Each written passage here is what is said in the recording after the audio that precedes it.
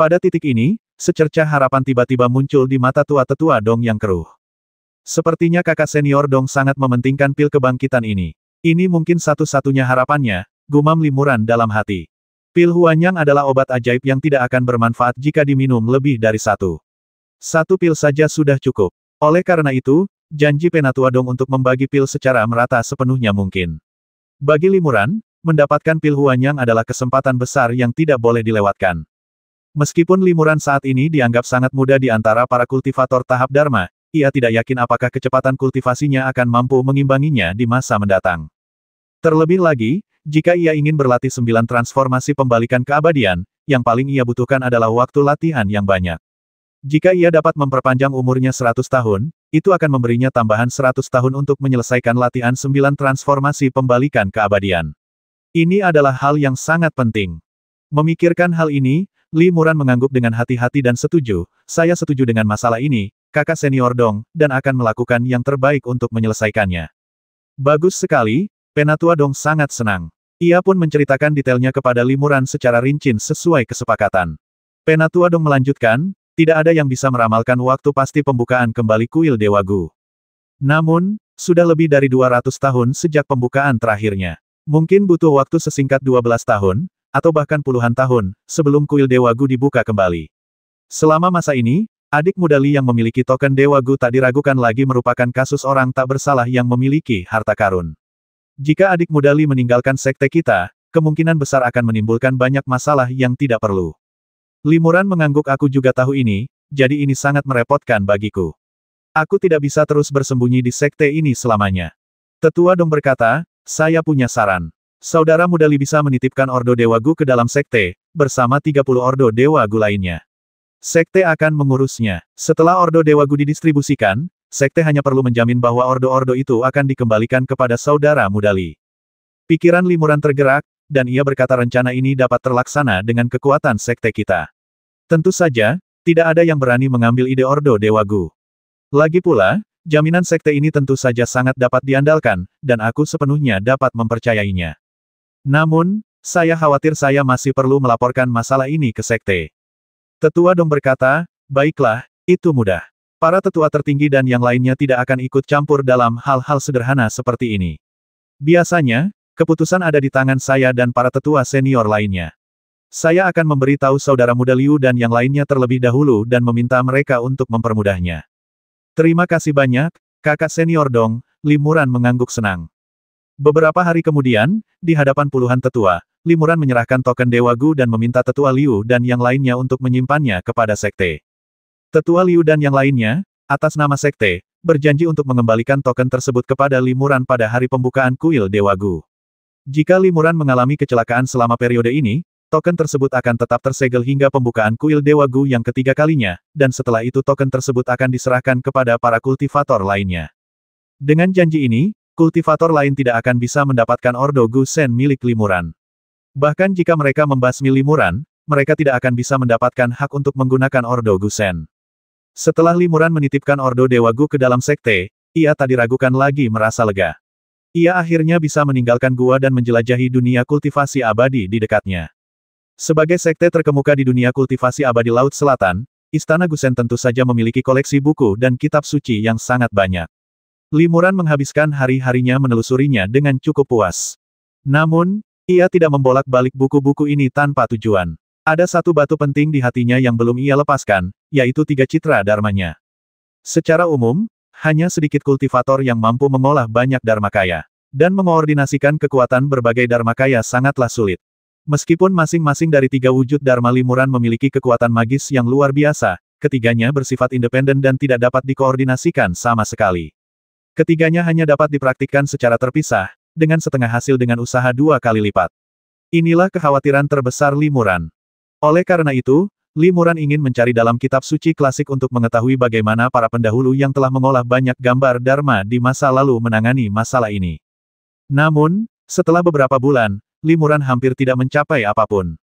Meskipun beberapa teks menyebutkan beberapa wujud dharma, wujud-wujud tersebut hanya disebutkan atau dibahas secara singkat. Teks-teks tersebut menyatakan bahwa beberapa kultivator, didorong oleh hasrat akan kekuatan magis dari teknik kultivasi mereka, secara bersamaan mempraktikkan beberapa teknik dan, secara kebetulan, mengembangkan beberapa wujud Dharma. Namun, pada akhirnya, untuk mempertahankan kemajuan mereka, mereka terpaksa meninggalkan yang lain dan berfokus pada satu wujud Dharma. Hanya satu kitab suci yang menyebutkan bahwa beberapa gambar Dharma dapat dikoordinasikan, tetapi itu tergantung pada pemahaman sang kultivator sendiri dan tidak ada metode yang pasti. Sangat sulit untuk berpikir keras mengenai metode koordinasi saja. Limuran berpikir bahwa jika dia dapat menemukan seorang kultivator yang juga telah mengolah banyak fase Dharma, berdiskusi dengannya dan saling memverifikasi, dia akan memperoleh manfaat yang lebih besar. Dia juga berpikir bahwa ada banyak sekali kultivator di dunia kultivasi abadi, dan seperti kata pepatah, selalu ada orang yang lebih baik dari Anda, dan ada banyak orang aneh dan hal-hal aneh. Para tetua Istana Dewa Gu memiliki banyak teman, dan mungkin seseorang mengenal kultivator lain yang telah mengolah banyak gambar Dharma. Limuran diam-diam menanyakan hal ini, dan ia dengan mudah mengetahui bahwa ada seorang tetua Lin yang terkenal di tingkat tengah Dharmakaya di Istana Dewa Gu. Ia terkenal di dalam dan di luar Istana Dewa Gu karena mengembangkan dua Dharmakaya, air dan api. Namun, tetua Lin sangat angkuh dan arogan, bahkan mencari-cari alasan untuk tidak menghadiri acara besar seperti pertemuan tetua beberapa waktu lalu. Limuran ingin berteman dengannya dan bertanya tentang praktik dua wujud Dharma bersama-sama, tetapi itu tidak mudah. Pada saat ini, murid Limuran, Wu Gong, muncul dengan sebuah ide. Ia berkata kepribadian Penatua Lin agak kesepian, tetapi dia adalah guru yang sangat protektif, jadi saya punya cara untuk memancingnya keluar dan bertemu dengan guru tersebut untuk berteman. Limuran bertanya dengan rasa ingin tahu apa rencanamu. Ceritakan padaku. Wu Gong berkata, izinkan saya menantang salah satu murid tetua Lin.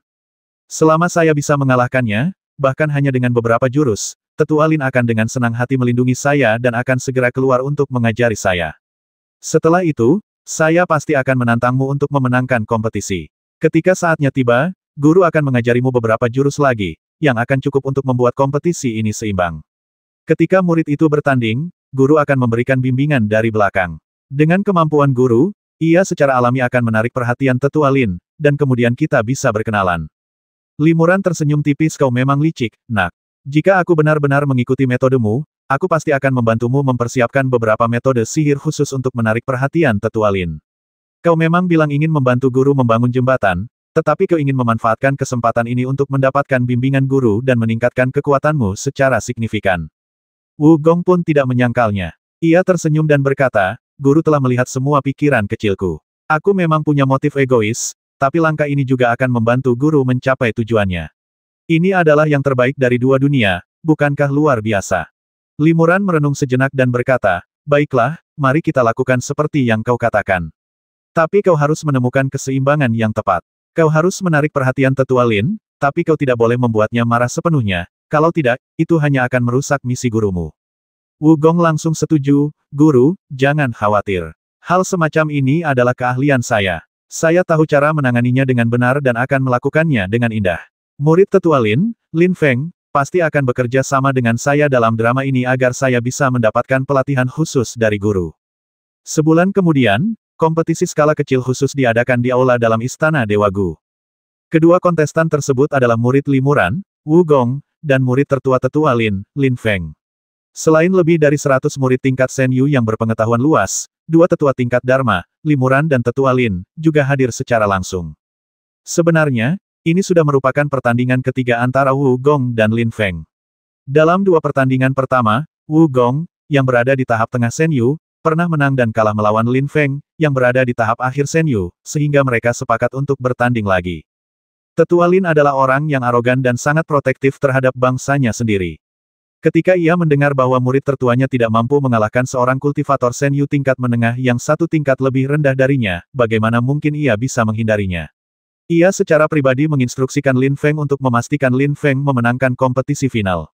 Limuran juga mencurahkan banyak upaya untuk melatih muridnya, Wu Gong, yang meningkatkan kekuatan Wu Gong secara signifikan dalam waktu singkat. Jelas, ia tidak akan mudah kalah dalam kompetisi ini. Hasilnya, kompetisi ini menjadi spektakuler. Meskipun Wu Gong menggunakan banyak metode ampuh seperti jimat, ia akhirnya dikalahkan oleh Lin Feng karena kurangnya kekuatan sihir. Tidak ada persahabatan tanpa pertengkaran. Meskipun ketiga kompetisi tersebut telah menghasilkan pemenang, Wu Gong dan Lin Feng menjadi sangat sopan dan akrab satu sama lain. Tentu saja, tuan mereka tidak akan saling bermusuhan. Kakak Lin memang guru yang baik. Aku mengaguminya, kata Limuran sambil memberi hormat dengan tinjunya. Adik Li, kau terlalu sopan. Kudengar adik Li sangat populer di Dewan Tetua, dan awalnya aku agak skeptis. Tapi setelah melihat kemampuan murid adik Li hari ini, aku tahu rumor itu benar. Adik Li memang punya bakat terpendam. Tetua Lin melihat Limuran sopan dan muridnya memenangkan kompetisi, jadi ia punya kesan yang baik tentangnya.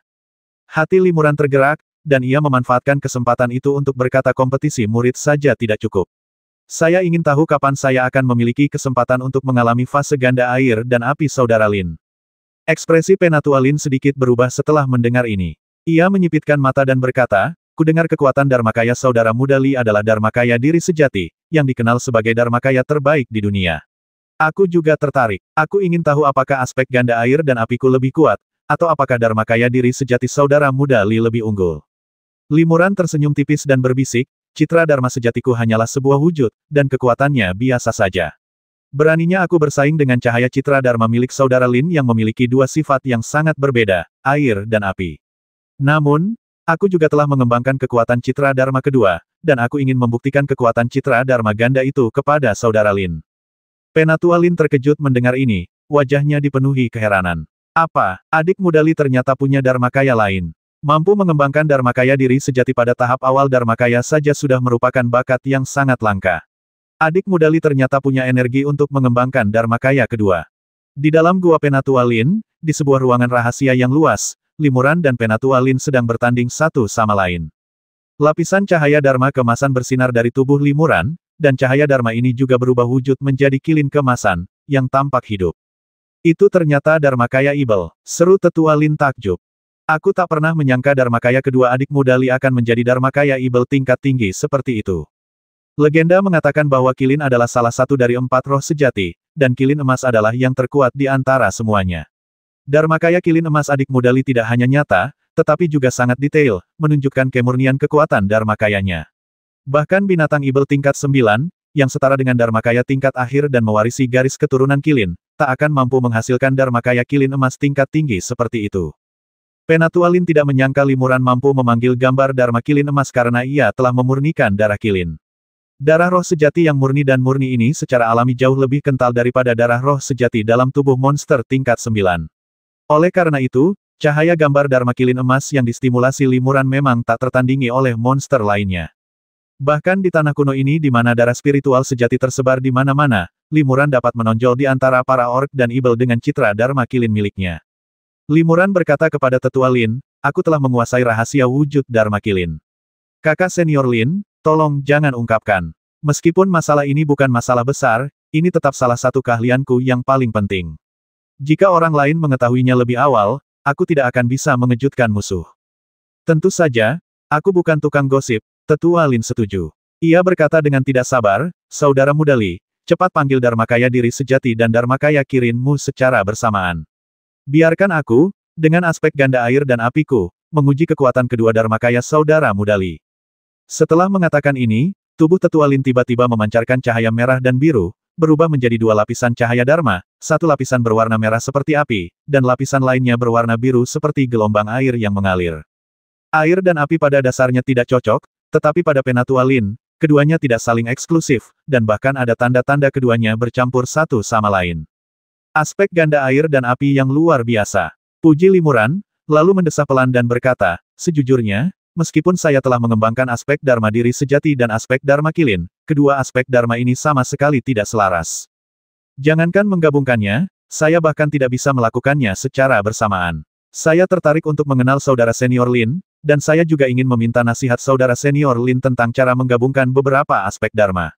Saya harap saudara senior Lin bersedia bermurah hati memberikan bimbingannya. Penatua Lin mengangguk mendengar ini. Setelah hening sejenak, ia berkata, karena saudara muda Li telah berbagi rahasia ini dengan saya juga bisa berbagi dengan saudara muda Li. Sejujurnya, ini bukan metode yang luar biasa, ini hanya pertemuan kebetulan bagi saya. Teknik atribut air dan api awalnya saling bertolak belakang, tetapi saya secara tidak sengaja memakan buah ajaib bernama buah kiwi ketika saya masih muda. Sejak saat itu, bukan hanya cahaya ilahi saya yang terbangun, tetapi saya juga mampu menggabungkan dua kekuatan magis air dan api dengan lancar. Oleh karena itu, menggabungkan kedua metode ini sama sekali tidak sulit. Begitu, Limuran sedikit kecewa. Sepertinya pengalaman Penatualin dalam mengintegrasikan citra Dharma hampir tidak membantunya. Penatualin melanjutkan, meskipun saya telah mengembangkan teknik atribut air dan api, keduanya adalah teknik manusia, hanya saja sifatnya berbeda. Selain itu, saya memiliki bakat luar biasa, sehingga aspek air dan api menyatu dengan mulus. Sementara itu, saudara Mudali telah mengembangkan dua wujud Dharma, satu teknik manusia dan yang lainnya teknik ibel. Perbedaannya begitu besar sehingga menggabungkannya akan menjadi dua kali lebih sulit. Bukankah begitu? Limuran mendesah berat. Tetua Lin berkata perlahan, sangat sulit bagi kultivator manusia untuk berintegrasi dengan citra Dharma ras ibel.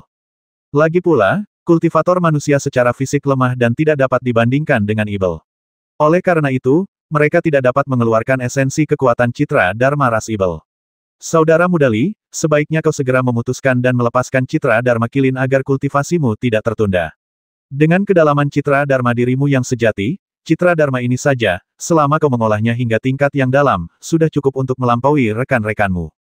Biksu manusia lemah. Limuran tercengang ketika mendengar ini, dan hatinya tiba-tiba terguncang, seolah-olah dia telah tercerahkan. Oh, aku hampir lupa, pikir Limuran dengan hati bergetar. Para bismen di tanah kuno itu mempraktikkan teknik kultivasi yang berada di antara manusia dan ibel, namun mereka dapat menampilkan berbagai wujud manusia dan ibel dengan cara yang sama. Ini menunjukkan bahwa pasti ada kemungkinan fusi dan komunikasi antara wujud manusia dan ibel. Sayangnya, ketika Limuran berkelana di tanah kuno, kultivasinya belum tinggi, dan ia hanya bertemu dengan sedikit tetua fase Dharma, sehingga tidak banyak yang bisa dipelajari. Jika Limuran bertemu dengan banyak kultivator fase Dharma Orc dan melihat bagaimana mereka menyempurnakan kekuatan Dharma, ia pasti sudah memahami misteri itu sejak lama.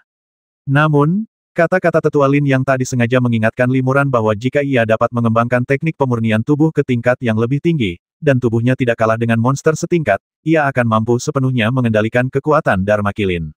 Ia juga akan mampu menggunakan kemampuan monster dan manusia secara bersamaan seperti manusia binatang, dan akhirnya menggabungkan kedua Dharma tersebut. Meskipun ada kemungkinan keberhasilan, Limuran tahu bahwa pasti ada proses pelatihan yang sangat rumit dan sulit, yang mengharuskannya menjelajahi langkah demi langkah, dan mungkin bahkan membutuhkan banyak harta karun alam untuk membantunya. Namun, ia akhirnya menemukan secercah harapan. Limuran berpikir dalam hati, apa yang dikatakan para klasik itu benar. Setiap dharmakaya seorang kultivator memiliki kekhasannya sendiri. Kemampuan setiap kultivator untuk mengolah banyak dharmakaya sebagian besar bersifat kebetulan dan unik. Oleh karena itu, jika seseorang ingin menggabungkan banyak dharmakaya, ia hanya dapat mengandalkan pemahaman kultivator itu sendiri dan menemukan metode penggabungan berdasarkan karakteristik mereka masing-masing. Tidak ada metode yang pasti. Wujud Dharma umat manusia dan wujud Dharma ras ibel dapat diintegrasikan melalui teknik pemurnian tubuh tingkat lanjut, tetapi bagaimana kedua wujud Dharma ini dapat berkomunikasi dan berintegrasi dengan wujud Dharma malam gelap ras ibel? Limuran kembali berpikir keras. Dia tidak tahu apa-apa tentang ini. Melihat Limuran tenggelam dalam pikirannya, Tetua Lin berasumsi bahwa ia enggan melepaskan citra Dharma Kilinnya, jadi ia terus membujuknya, ada banyak jalan menuju kultivasi. Selama jalan itu mengarah pada jalan keabadian, semuanya layak. Lebih lanjut, kualitas lebih penting daripada kuantitas. Saudara Mudali, jika kau fokus mengembangkan citra Dharma diri sejatimu dan mencapai kesempurnaan, kau akan memiliki peluang besar untuk menembus hambatan tahap tubuh sejati. Ini jauh lebih unggul daripada seorang kultivator yang memiliki dua citra Dharma yang kuat tetapi tidak dapat maju ke tahap tubuh sejati. Limuran mengangguk dan berterima kasih kepadanya. Terima kasih, Saudara Senior Lin, atas bimbinganmu. Kata-kata Saudara Senior Lin memang sangat masuk akal. Aku mengerti bahwa ini juga merupakan niat baik Saudara Senior Lin. Namun, citra Dharma Kilin ini juga merupakan kesempatan langka bagiku. Kecuali benar-benar diperlukan, aku tidak akan melepaskannya begitu saja. Aku akan mempertimbangkan masalah ini dengan saksama dan membuat keputusan. Baiklah, kata Tetua Lin, kalau begitu, kenapa tidak biarkan aku, Lin, yang memiliki dua fase air dan api, menguji kekuatan fase Dharma diri sejati dan fase Dharma Kilin milik Saudara Mudali. Haha, jarang sekali bertemu orang jenius seperti Saudara Mudali, dan aku sangat senang. Saudara Mudali, tolong jangan merusak keseruannya. Aku akan menemanimu sebagai tanda terima kasihku kepada kakak senior Lin atas bimbingannya. Limuran menyetujui dengan mudah. 20 tahun kemudian, jauh di dalam Laut Ibel, di atas Laut Hitam Pekat, Limuran dan Tetua Lin mengambang dengan tenang di sana. Air laut di sini bagaikan tinta kental, dan juga mengeluarkan bau menyengat yang menyebar hingga bermil-mil jauhnya. Alasan mengapa air laut ini begitu istimewa adalah karena putri duyung cumi-cumi tingkat 8 baru saja muncul di sini dan ditemukan oleh Limuran dan Penatualin. Keduanya hendak membasmi putri duyung itu, tetapi putri duyung itu sangat waspada dan merasakan bahaya. Ia segera menyemburkan racun hitam, mengubah air laut di sini menjadi seperti ini. Sepertinya kita hanya bisa membiarkannya lolos, kata Penatualin sambil mengerutkan kening. Racun yang disemprotkan monster cumi-cumi ini bisa diblokir oleh pikiran spiritual, sehingga mustahil bagi kita untuk melacaknya. Lagi pula, di laut, kecepatannya lolos dari air jauh lebih cepat daripada kita, jadi kita tidak bisa mengejarnya. Limuran mengangguk dan berkata, tidak masalah. Lagi pula, kau dan aku beruntung dalam perjalanan ini. Hanya dalam waktu setengah tahun, kita sudah menemukan dan membasmi 7 atau 8 monster level 7 dan 8. Monster laut level tinggi di sekitar sini pada dasarnya tidak berani muncul lagi. Sudah waktunya kita pindah ke tempat lain untuk melanjutkan perburuan monster.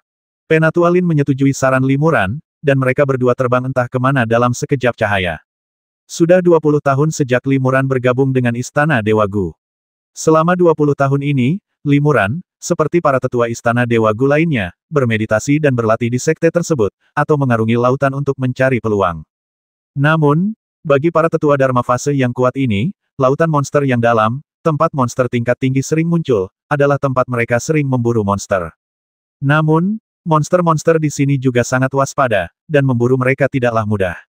Hanya dengan memahami sepenuhnya kebiasaan mereka, kita dapat memanfaatkan ketidaksiapan mereka dan menyerang secara tiba-tiba jika tidak, begitu monster-monster ini melarikan diri kembali ke kedalaman laut, akan sulit untuk menangkap mereka.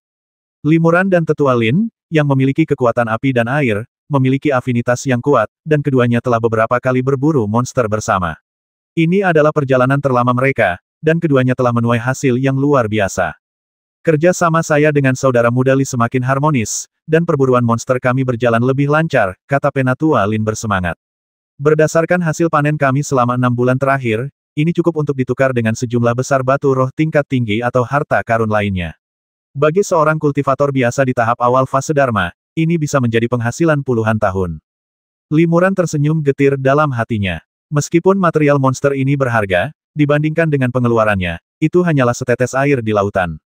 Dan biaya ini pada dasarnya dihabiskan untuk 2 jenis latihan pemurnian tubuh dan Taiksu Sutra. Untuk menyelesaikan teknik pemurnian tubuh tingkat kelima, Limuran membutuhkan sejumlah besar harta karun pemurnian tubuh untuk menempa tubuhnya. Harta karun ini sangat langka atau telah punah, yang membuat Limuran pusing, sehingga ia belum berhasil. Latihan Taiksu Sutra bahkan lebih sulit. Limuran menghabiskan banyak uang hanya untuk mempelajari teknik tingkat pertama. Setelah mencapai tahap Dharma, Limuran sangat merasakan kesulitan untuk terus meningkatkan kultivasinya. Selama 20 tahun terakhir, ia telah berlatih dengan tekun. Sebagai seorang tetua di Istana Dewa Gu, lingkungan pelatihannya juga sangat baik, tetapi berbagai keterampilannya berkembang perlahan.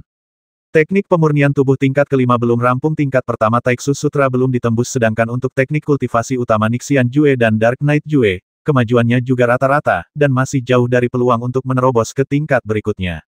Hal ini tidak mengherankan. Bagi para praktisi Dharma tingkat awal, sulit untuk mencapai tahap tengah Dharma tanpa berlatih lebih dari 100 tahun kecuali ada kesempatan khusus. Meskipun Limuran meminum pil pilihan surgawi dan bakat kultivasinya jauh lebih tinggi daripada kultivator lain di level yang sama, ia tidak mampu membuat lompatan kualitatif dalam waktu 20 tahun. Sebaliknya, burung spiritualnya, Xiao Lei, mengalami kemajuan pesat karena ia adalah roh pilihan dan kultivasinya masih rendah.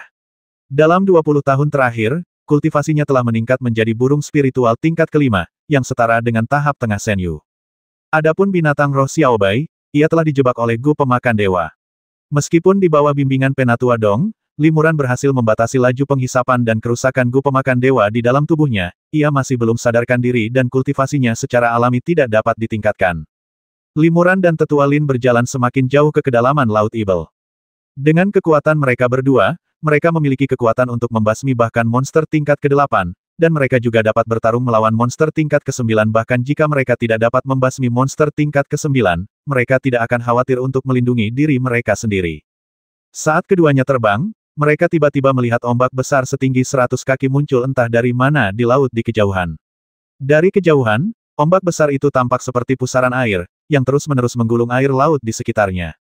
Ada monster. Keduanya gembira. Dilihat dari gejolak air lautnya, kemungkinan besar itu monster langka tingkat 8, atau bahkan monster tingkat 9. Mereka berdua segera melesat dan terbang ke sana. Ketika mereka semakin dekat, mereka melihat beberapa awan gelap perlahan berkumpul di atas laut. Menelan awan dan menyemburkan kabut, serta membalikkan sungai dan laut, inilah tanda-tanda kehadiran monster tingkat tinggi. Mungkinkah itu monster menelan awan tingkat 8? Tanya Penatua Lin terkejut. Mungkin saja, Li Muran mengangguk. Dilihat dari ombaknya, mungkin itu binatang penelan awan level 9. Haha, jika kita bisa memburu monster tingkat 9, perjalanan kita akan bermanfaat, kata Penatua Lin dengan gembira. Binatang ibel tingkat 9 setara dengan seorang kultivator Dharmakaya tingkat akhir. Semua materialnya sangat berharga, dan esensi tingkat 9-nya merupakan bahan baku yang sangat baik untuk memurnikan ramuan, yang sangat berguna bagi keduanya. Keduanya terus bergegas menuju pusaran raksasa itu. Sebelum mereka mendekat, mereka sudah bisa merasakan hembusan angin kencang yang mengamuk, seolah-olah ada daya hisap yang sangat kuat yang menyedot seluruh energi langit dan bumi di sekitarnya ke dalam pusaran. Pada saat ini, awan gelap di atas pusaran itu juga meluas hingga seluas 100 hektar, sangat pekat dan hitam seperti tinta. Jelas sekali bahwa itu bukan awan biasa. Keduanya terkejut ketika melihat ini, dan berhenti bersamaan. Mereka saling memandang dan melihat kengerian di mata masing-masing. Li Muran berkata, monster macam apa yang ada di pusaran itu? Suaranya terlalu keras. Bahkan jika monster pemakan awan level 9 muncul, kekacauan yang begitu dahsyat tidak akan terjadi. Penatua Lin menggelengkan kepalanya. Saya tidak tahu. Ini pertama kalinya saya menghadapi situasi seperti ini. Karena berhati-hati, keduanya tidak berani terlalu dekat dan hanya menonton kejadian itu dari kejauhan. Ombak besar itu menjadi semakin mengerikan di bawah pusaran itu, naik ke angkasa dalam bentuk barisan, setinggi ratusan kaki dan di tengah pusaran itu, muncul sebuah lubang yang sangat dalam, dan samar-samar terdengar beberapa raungan rendah hewan. Adapun awan gelap di langit, mereka masih bergulir dengan kencang, dan vitalitas langit dan bumi di sekitarnya juga terus berkumpul di sini. Tiba-tiba, disertai suara berderak keras, busur petir kemasan muncul di permukaan awan gelap. Ah! Aku ingat sekarang. Penatua Lin, setelah melihat guntur emas itu, tiba-tiba menyadari sesuatu. Aku ingat sebuah rumor konon, jika binatang ibel tingkat 9 berkultivasi dengan sempurna, ia dapat berubah wujud menjadi manusia dan maju ke tahap tubuh sejati seperti seorang kultivator manusia. Sebelum mencapai wujud asli mereka, mereka harus melewati masa transformasi yang legendaris. Masa ini terdiri dari 1000 petir emas dengan kekuatan tak tertandingi. Jika seekor binatang ibel mampu menahannya, ia dapat berubah menjadi wujud manusia dan maju. Jika tidak, tingkat kultivasinya akan sangat berkurang, dan ia akan kembali ke wujud aslinya, atau bahkan mati. Fenomena awan gelap ini sungguh luar biasa, bahkan ada guntur keemasan yang tersembunyi di dalamnya. Mungkinkah ini bencana transformasi binatang ibel yang dikabarkan? Li Muran juga terkejut ketika mendengar ini. Ia telah mendengar tentang transformasi monster tingkat tinggi ketika ia berkelana di tanah kuno, dan ia juga telah melihat bencana transformasi itu berkali-kali dalam kitab-kitab klasik. Memang sangat mirip dengan kesengsaraan transformasi yang tercatat dalam kitab-kitab klasik, Li Muran mengangguk. Aku ingin tahu binatang ibel macam apa yang menunggu di pusaran untuk menjalani kesengsaraan transformasi. Penatua Lin mengerutkan kening dan berkata ragu-ragu, bertemu binatang ibel dan mengalami transformasi adalah kesempatan langka bagi kita. Haruskah aku melarikan diri atau tetap tinggal?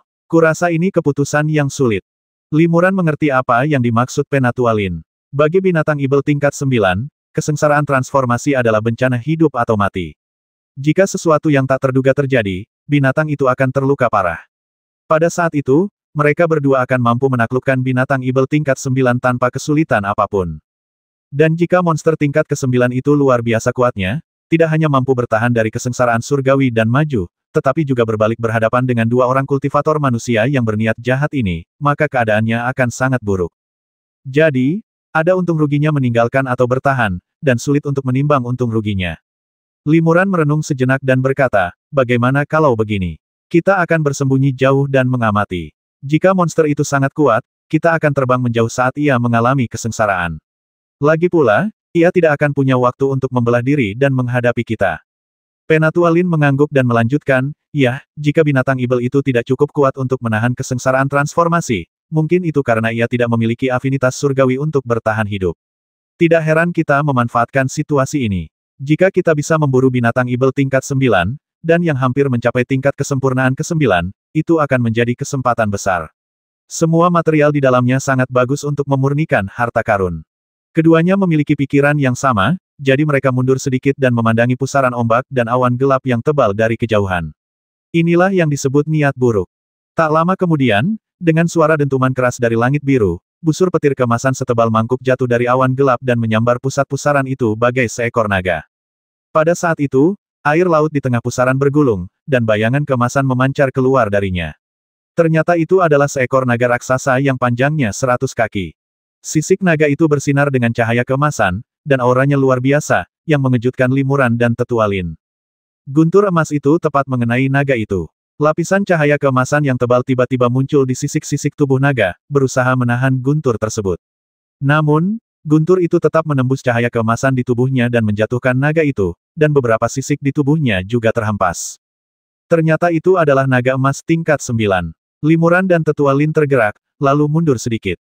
Di antara semua monster, naga tak diragukan lagi yang paling kuat. Monster tingkat 9 biasa dapat diatasi dengan kekuatan gabungan Limuran dan Tetua Lin, tetapi naga tingkat kesempurnaan agung tingkat 9 sangat sulit diatasi.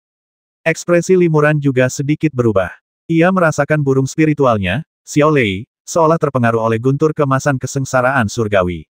Ia sebenarnya bergejolak di dalam Yulinglong dan ingin terbang keluar. Limuran menggunakan kesadaran ilahiyahnya untuk menenangkan burung roh dan memerintahkannya agar tidak bertindak gegabah. Kresek dan ledakan. Guntur bergemuruh dan kilat menyambar tanpa henti. Guntur kemasan jatuh dari awan gelap, mengabaikan angin kencang dan ombak besar, dan mendarat tepat di atas naga emas. Sebisa mungkin naga emas itu menghindar, ia tak dapat menghindarinya. Kesengsaraan guntur emas sungguh mengerikan. Setiap guntur emas ini, setebal mangkuk, mungkin lebih kuat daripada serangan kekuatan penuh dari seorang kultivator di fase Dharma akhir. Menahan satu guntur emas saja sudah sangat sulit. Hanya monster yang sangat kuat yang dapat menahan serangan guntur terus-menerus ini, gumam Penatua Lin dengan ekspresi yang sedikit berubah. Tubuh naga emas itu jelas sangat kuat.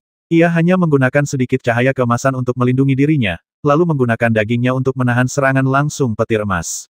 Meskipun terombang-ambing oleh petir emas, ia akhirnya tidak terluka parah. Setelah mengamati dari kejauhan beberapa saat, Penatua Lin tak kuasa menahan diri untuk tidak terkejut. Ia berkata, "Wow, tubuh naga ini sungguh luar biasa. Jika sedikit saja sisa kekuatan guntur emas ini mengenai daging kita, kita akan langsung musnah. Naga ini benar-benar mampu menahan guntur dengan dagingnya. Sungguh luar biasa. Aku khawatir senjata ajaib kita tidak akan mampu melukai naga ini sama sekali." Limuran mengangguk. Setelah tubuh fisik dikultivasikan hingga tingkat mengerikan tertentu, memang mustahil senjata sihir biasa dapat melukainya. Pada saat itu, hanya dengan mengandalkan kekuatan tubuh fisik, ia dapat dengan mudah menahan sebagian besar serangan sihir dan menembus lapisan pertahanan sihir. Dengan kata lain, jika naga itu tidak sedang mengalami kesengsaraan, mereka berdua seharusnya sudah berbalik dan melarikan diri sejak lama. Meskipun mereka berdua sangat kuat, mereka jelas bukan tandingan naga emas itu. Dilihat dari kekuatan naga emas ini, kemungkinan besar ia akan selamat dari kesengsaraan surgawi. Kita harus pergi sesegera mungkin, kata Penatua Lin. Tunggu sebentar, kata Limuran dengan ekspresi tiba-tiba berubah. Kudengar semakin kuat monsternya, semakin kuat pula kekuatan kesengsaraan surgawi yang dihadapinya. Awan gelap masih berevolusi semakin ganas. Kurasa kekuatan kesengsaraan surgawi ini baru saja dimulai. Begitu Limuran selesai berbicara, 7 atau 8 petir emas tiba-tiba turun dari awan gelap. Masing-masing setebal mangkuk, dan masing-masing menyambar naga emas secara bersamaan. Wajah Penatua Lin berubah. Jika itu dia tidak akan mampu menahan serangan 7 atau 8 guntur emas secara bersamaan. Naga itu tiba-tiba meraung panjang, dan lapisan bayangan naga emas langsung muncul di tubuhnya. Meskipun samar, dari kejauhan tampak seperti naga sungguhan. Itu benar-benar citra Dharma naga sejati. Puji Limuran dalam hati. Darah di tubuh naga ini kental dan kekuatan citra Dharma yang ditawarkannya sebenarnya adalah citra Dharma naga sejati terkuat dari klan naga. Meskipun gambaran naga sejati ini tidak cukup jelas dan spesifik, apalagi menyerupai manusia hidup, setidaknya hal itu menunjukkan bahwa naga ini telah mengolah darah naga sejati dalam tubuhnya hingga sangat murni, mencapai batas dari apa yang dapat dimurnikan oleh naga tingkat 9. Penatua Lin juga memujinya, tetapi kemudian ia berbalik dengan lebih terkejut dan berkata, naga emas ini telah berkultivasi hingga tingkat ke-9 kesempurnaan agung, yang setara dengan puncak fase Dharma akhir umat manusia kita. Namun, fase Dharma naga sejati yang disempurnakannya masih samar dan tidak konkret. Dan saudara muda Li adalah seorang kultivator manusia, dan kultivasinya baru pada tahap awal fase Dharma, namun ia mampu memanggil fase Dharma kilin yang tampak hidup. Ini membuatku semakin takjub. Limuran tahu dalam hatinya bahwa alasan mengapa dia bisa memanggil gambar Dharma Kilin emas sepenuhnya karena dia telah memurnikan darah Kilin dan darah Kilin itu telah dimurnikan dan dimurnikan oleh seorang guru, sehingga garis keturunan Kilin yang diperolehnya secara alami sangat murni, dan kekuatan gambar Dharma yang dia kerahkan juga sangat murni, dan bentuk Kilin yang diubah oleh gambar Dharma itu juga sangat jelas. Limuran tersenyum tipis dan berkata, Saudara Lin hanya melihat wujudnya, tetapi tidak kekuatannya. Meskipun citra Dharma Kilinku tampak nyata, kekuatan keseluruhannya terbatas. Meskipun citra Dharma naga asli dari Jiao Emas ini masih samar, kekuatan yang terkandung di dalamnya sangat mengerikan dan agung. Citra Dharma Kilinku sama sekali tidak sebanding. Tetua Lin mengangguk diam-diam. Memang, perbedaan antara gambar Dharma Kilin emas yang panjangnya sekitar 3 meter dan gambar Dharma naga emas yang panjangnya lebih dari 30 meter sangatlah besar.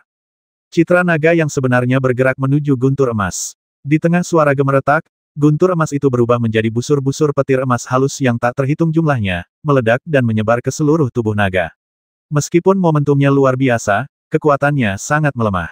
Sang naga menahan hantaman guntur emas sekuat tenaga. Meskipun mengerang kesakitan, ia akhirnya berhasil menahannya. Bagi para monster, satu-satunya yang mampu menahan kekuatan malapetaka surgawi adalah kekuatan wujud Dharma dan tubuh fisik mereka sendiri yang kuat.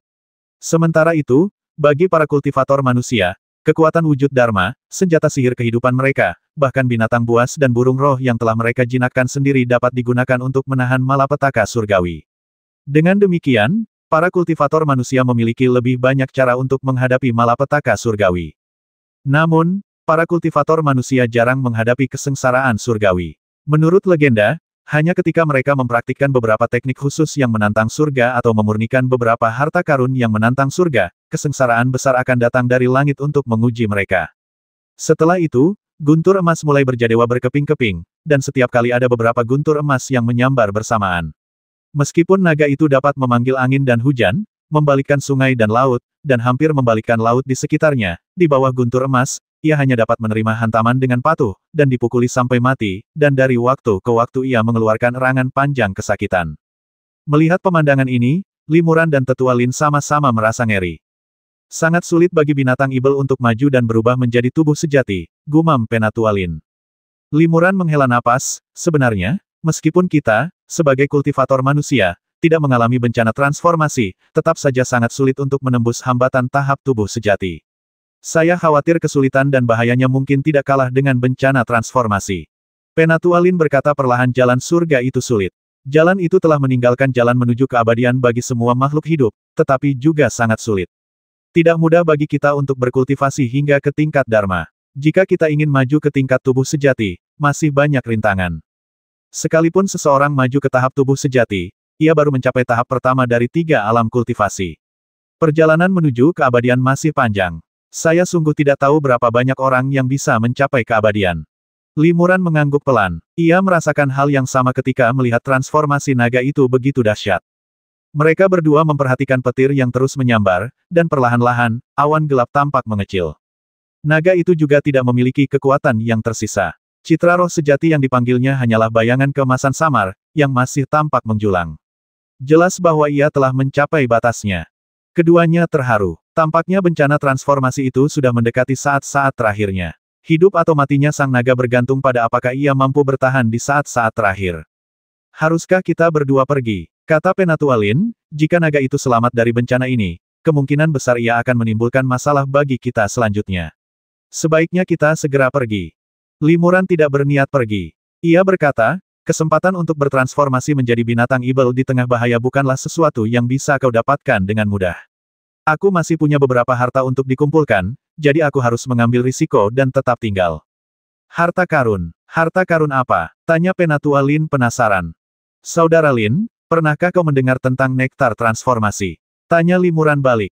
Penatua Lin mengangguk, wajahnya tampak bingung saat berbicara. Amrita transfigurasi tampaknya adalah hujan manis yang turun dari langit setelah seekor binatang ibel berhasil melewati masa transformasinya. Konon, cairan spiritual ini sangat bermanfaat bagi transformasi binatang ibel, dan dengan bantuannya lah mereka berhasil bertransformasi ke wujud manusia. Namun, konon amrita transformasi ini tidak memberikan efek yang nyata pada kultivator manusia.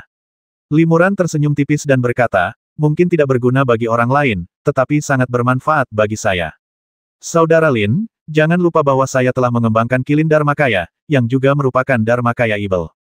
Jika saya ingin menggabungkannya dengan Dharmakaya sejati umat manusia, saya harus mengandalkan beberapa harta karun yang menantang surga yang dapat berkomunikasi antara manusia dan Ibel. Nektar transformasi ini kebetulan adalah harta karun semacam itu.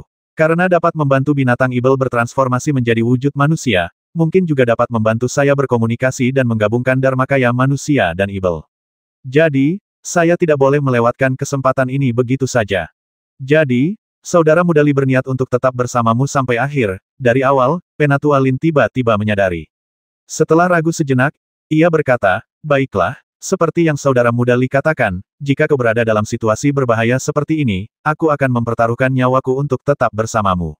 Dengan begitu, kita bisa saling menjaga. Limuran mengangguk dan tersenyum penuh terima kasih kepada pihak lainnya. Ketika keduanya tengah berbincang, lengkungan keemasan di awan gelap itu telah mengembun menjadi sebuah bola dan berubah menjadi guntur keemasan yang besar, setebal tangki air, yang menghantam naga itu tepat ke bawah. Sekalipun jarak mereka berjauhan, mereka berdua dapat merasakan aura mengerikan dari guntur emas itu. Naga yang kelelahan itu tampaknya tak punya tenaga lagi untuk melawan pukulan dahsyat ini. Namun, di saat kritis ini, naga itu tiba-tiba membuka mulutnya dan menyemburkan bola emas seukuran kepalan tangan. Esensi, Limuran dan yang lainnya terkejut. Naga ini benar-benar mengorbankan esensinya. Ini pertarungan yang sangat sengit. Jika tidak dapat menghalangi guntur emas ini, bukan saja tingkat kultivasinya akan sangat berkurang dan tidak dapat maju, tetapi ia juga akan kehilangan nyawanya. Esensi naga adalah inti dari kultivasinya seumur hidup. Permukaan naga bersinar dengan lapisan cahaya keemasan yang sangat tebal, yang berubah menjadi seukuran beberapa kaki dalam sekejap mata, tepat pada waktunya untuk menghadapi petir terakhir yang jatuh dari awan gelap. Saat berikutnya, sebuah kejadian tak terduga terjadi. Guntur itu tiba-tiba terhalang oleh cahaya keemasan yang dipancarkan oleh esensi, dan tidak dapat jatuh untuk sementara waktu. Namun, guntur emas itu tidak hancur, tetapi tetap melayang di udara, membentuk kebuntuan.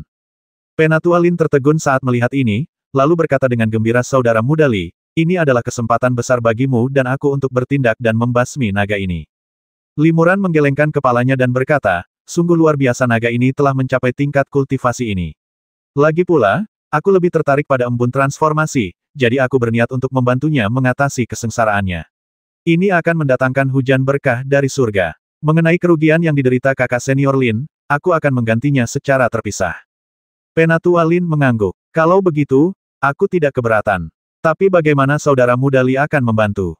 Baik itu kultivator manusia maupun binatang ibel yang sedang mengalami kesengsaraan, sulit bagi orang luar untuk ikut campur. Limuran tersenyum tipis, mengulurkan tangannya, dan menepuk pinggang Yulinglong. Cahaya perak menyambar, melesat keluar bagai kilat perak, lalu berubah menjadi burung rok bersayap perak, yang merupakan burung spiritualnya, Xiao Lei. Xiao Lei sudah lama menunggu. Begitu dia terbang keluar dari Yulinglong, dia tidak sabar untuk terbang ke tempat guntur emas itu berada.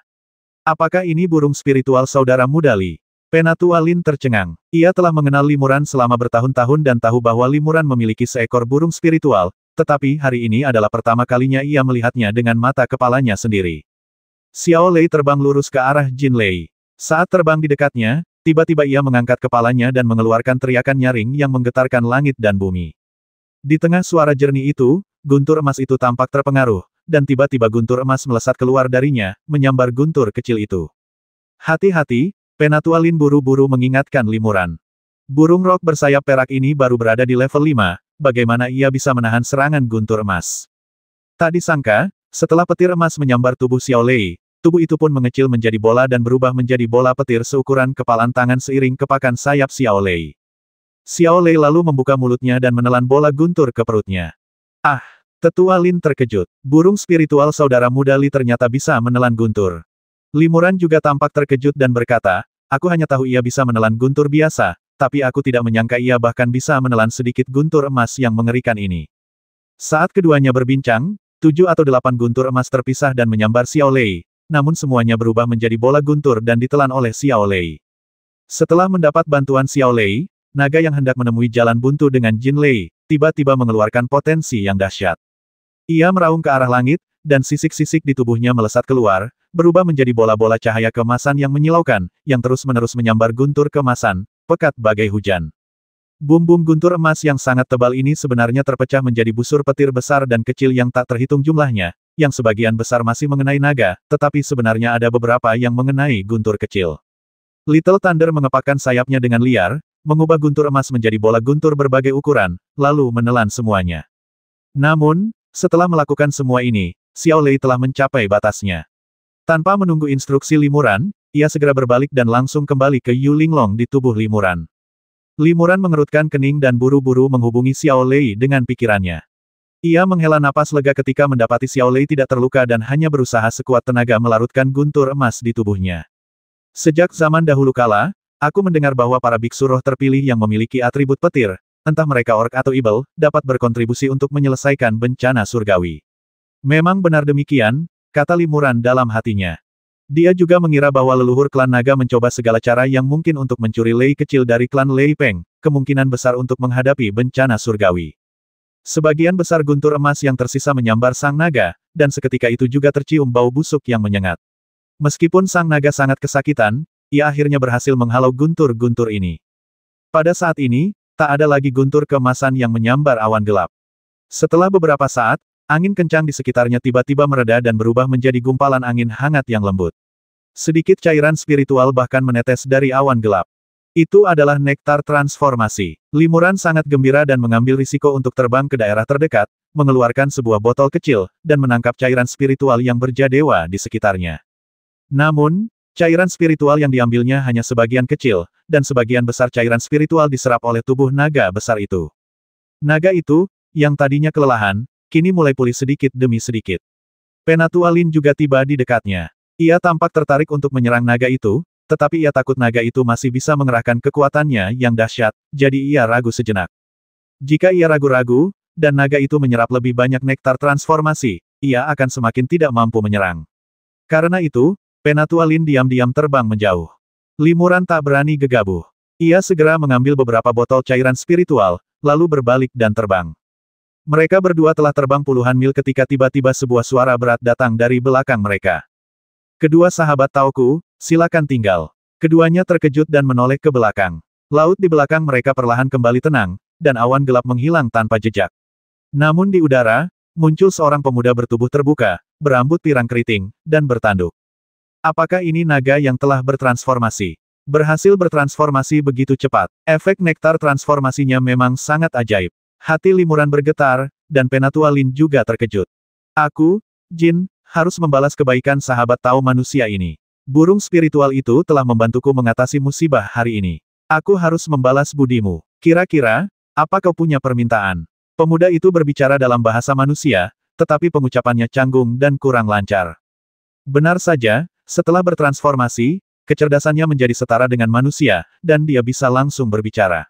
Kurasa dia sudah pernah mendengar bahasa manusia di sini sebelum bertransformasi. Hati Limuran tergerak. Limuran berkata, "Senior, Anda terlalu sopan. Saya punya motif egois dan tidak berani meminta imbalan apapun. Saya pamit dulu." Setelah berkata demikian, dia bertukar pandang dengan Tetua Lin, lalu segera terbang menjauh dengan kecepatan penuh tanpa menoleh ke belakang.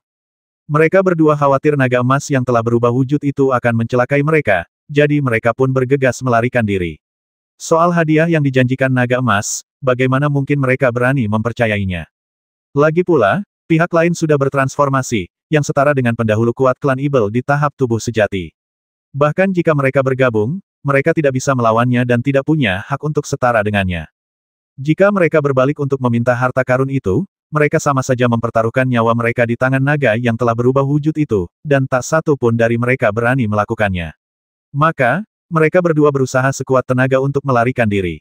Naga yang telah bertransformasi itu baru saja selamat dari kesengsaraan surgawi dan pastilah agak lemah.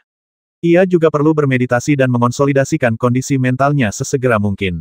Tanpa perseteruan hidup dan mati, kecil kemungkinan ia akan terbang jauh-jauh untuk mengejar dan membasmi Limuran dan yang lainnya. Tanpa diduga, pria berambut pirang itu mengejar mereka dan berteriak, "Jin bilang dia ingin membalas budiku, jadi kamu harus menerimanya meskipun kamu tidak mau." Limuran dan yang lainnya terkejut. Dengan kultivasi tahap tubuh sejati lawannya, kecepatan melarikan diri lawan begitu cepat, tetapi kecepatan mereka 2 kali lebih cepat. Keduanya tak ragu menggunakan energi sejati dan kekuatan sihir mereka untuk melarikan diri. Bagaimanapun, yang satu dari ras manusia dan yang lainnya dari ras Ibel. Mereka saling curiga dan tak berani mempercayai apa yang dikatakan pria pirang itu. Saat keduanya terbang dengan gugup, ekspresi pria pirang itu tiba-tiba berubah sedikit. Ia segera berbalik dan terbang menjauh. Dengan kilatan cahaya keemasan, ia berubah menjadi seekor naga dan langsung tenggelam ke laut, menghilang dalam sekejap. Limuran dan dua orang lainnya merasa sedikit lega, tetapi mereka tidak berani ceroboh dan terus melarikan diri ke depan dengan sekuat tenaga. Tidak lama kemudian, keduanya tiba-tiba merasakan aura kuat datang ke arah mereka. Limuran dan Tetua Lin menyadari hal ini hampir bersamaan. Setelah saling berpandangan, mereka mengubah arah secara bersamaan dan terbang ke kiri dan kanan.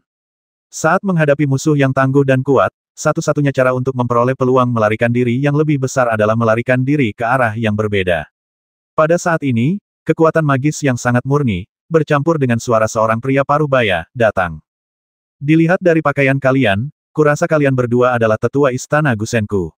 Ini Yukiyun, tetua agung Istana Gusen. Ada sesuatu yang penting yang ingin kukatakan padamu. Ternyata dialah tetua tertinggi Master Yu. Tetua Lin merasa lega dan menghela napas lega. Mereka berdua kemudian menyapanya dengan hormat. Tak lama kemudian, seberkas cahaya memancar dari awan di kejauhan dan menjelma menjadi seorang pria paruh baya dengan temperamen yang anggun. Belum lagi aura orang ini yang tidak terduga, namun keagungan dan temperamen luar biasa yang terpancar dari penampilannya sudah cukup untuk memberitahu bahwa orang ini pastilah berstatus tinggi. Junior Lin Yuandao dan Li Muran memberi hormat kepada Tetua Agung. Li Muran dan yang lainnya segera membungkuk hormat.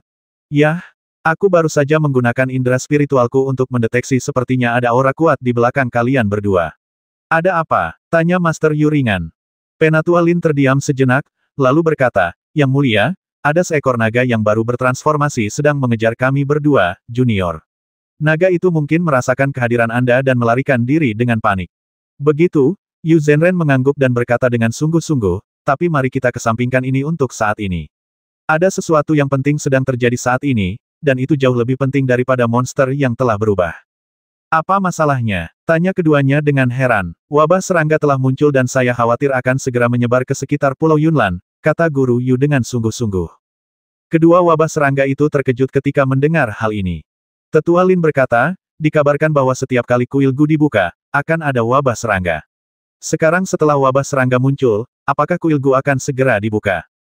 Yu Zhenren mendengus dingin dan berkata, jangan hanya memikirkan kuil Gu. Wabah serangga semakin parah. Jika kita tidak dapat mengatasinya tepat waktu, itu akan menyebabkan penderitaan besar bagi penduduk Laut Selatan, dan bahkan sekte kita pun akan perlahan-lahan runtuh. Saya bicara tanpa diminta, mohon maaf, Tetua Agung, kata Tetua Lin cepat-cepat. Master Yu mengangguk pelan dan berkata, saya baru saja memberitahu sekte melalui transmisi suara. Sekte akan segera membuat pengaturan. Kalian berdua harus segera kembali ke sekte dan membawa beberapa personel ke Pulau Ningfeng, dekat Pulau Yunlan, untuk melindungi penduduk pulau dari wabah serangga. Jika sekte bertanya, katakan saja itu perintah pribadi saya. Sedangkan saya perlu menyelidiki lebih dalam area investasi dan belum bisa kembali ke sekte untuk sementara waktu. Ya, kami akan mengikuti instruksi Tetua Agung. Li Muran dan Tetua Lin menyetujui dengan hormat. Ekspresi Yu Zhenren berubah tegas. Meskipun Pulau Ningfeng kecil dan tak dikenal, pulau ini juga dihuni jutaan manusia. Hidup dan mati mereka ada di tangan kalian. Jangan mengecewakanku. Jika aku tahu kalian berdua telah mengabaikan tugas kalian, aku akan menghukum kalian dengan berat. Ya, kami akan berusaha sekuat tenaga dan tidak akan mengendur, kata keduanya dengan cepat. Kalau begitu, ayo cepat pergi. Ada kawanan serangga besar di depan. Sebaiknya kalian mengambil jalan memutar dari arah ini dan kembali ke sekte, kata Master Yu sambil menunjuk ke suatu tempat. Terima kasih atas bimbingannya, Tetua Agung. Li Muran dan Tetua Lin membungkuk hormat kepada Guru Yu, lalu terbang ke suatu tempat sesuai instruksi. Setelah keduanya terbang jauh, Li Muran bertanya tentang latar belakang Guru Yu. Tetua Lin berkata, kudengar Tetua Agung Yu adalah ahli tubuh sejati tingkat menengah, sosok yang sangat dihormati di sekte kami, nomor 2 setelah kepala istana. Ini kesempatan besar bagi kami berdua untuk melayaninya. Li Muran, tahap tengah tubuh sejati, terpesona. Baginya, para kultivator di tahap tengah tubuh sejati sudah merupakan eksistensi yang tak terjangkau, apalagi tokoh-tokoh besar di tahap tengah tubuh sejati. Penatua Lin menambahkan, sayang sekali naga yang telah bertransformasi itu melihat kesempatan begitu cepat, lalu berbalik dan melarikan diri. Kalau tidak, kita mungkin telah menyaksikan penatua tertinggi Yu Zhenren secara langsung bertindak dan menunjukkan kekuatan supernaturalnya. Dengan kemampuannya, dia tidak akan kesulitan membasmi monster yang baru saja bertransformasi. Wabah serangga telah muncul, dan kuil telah dibuka. Tetua Lin tiba-tiba mengganti topik pembicaraan dan berkata, karena wabah serangga telah muncul, saya yakin kuil Gu akan segera dibuka. Saudara muda Li sudah memiliki Ordo Dewa Gu, jadi beliau secara alami memenuhi syarat untuk memasuki kuil Gu, tetapi saya tidak tahu apakah saya memiliki kesempatan ini. Dua aspek air dan api milik kakak senior Lin unik di antara para tetua sekte kita. Dia seharusnya memenuhi syarat untuk mendapatkan Ordo Dewa Gu, Li Muran menghiburnya. Semoga saja begitu, tetapi sekte kita penuh dengan bakat terpendam, dan ada banyak guru di antara para tetua. Aku hanyalah orang biasa dengan tingkat kultivasi tingkat menengah dari fase Dharma. Tidak termasuk yang diberikan oleh saudara muda Li, totalnya hanya ada 30 Ordo Dewa Gu. Aku khawatir ini bukan giliranku, desah tetua Lin. Saat keduanya sedang berbincang, mereka tiba-tiba melihat awan gelap mengambang di atas laut di kejauhan. Keduanya tiba-tiba terkejut dan berusaha sekuat tenaga melepaskan pikiran spiritual mereka dan mengamati ke kejauhan. Samar-samar, mereka mendengar suara berdengung. Itu awan serangga, kata Li Muran sambil mengerutkan kening. Ada cukup banyak awan serangga di sini, dan mereka tersebar. Jika kita ingin kembali ke sekte, saya khawatir kita harus melewati awan serangga untuk keluar.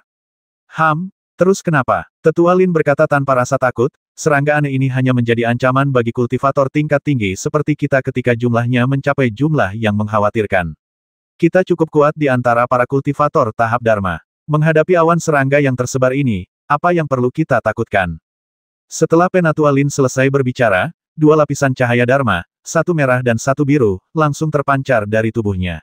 Ini adalah wujud gandanya, air dan api. Lalu ia membuka mulutnya dan menyemburkan dua pedang terbang setinggi 3 kaki, satu merah dan satu biru. Kedua pedang itu adalah senjata ajaib penyelamat hidupnya, pedang air dan pedang api.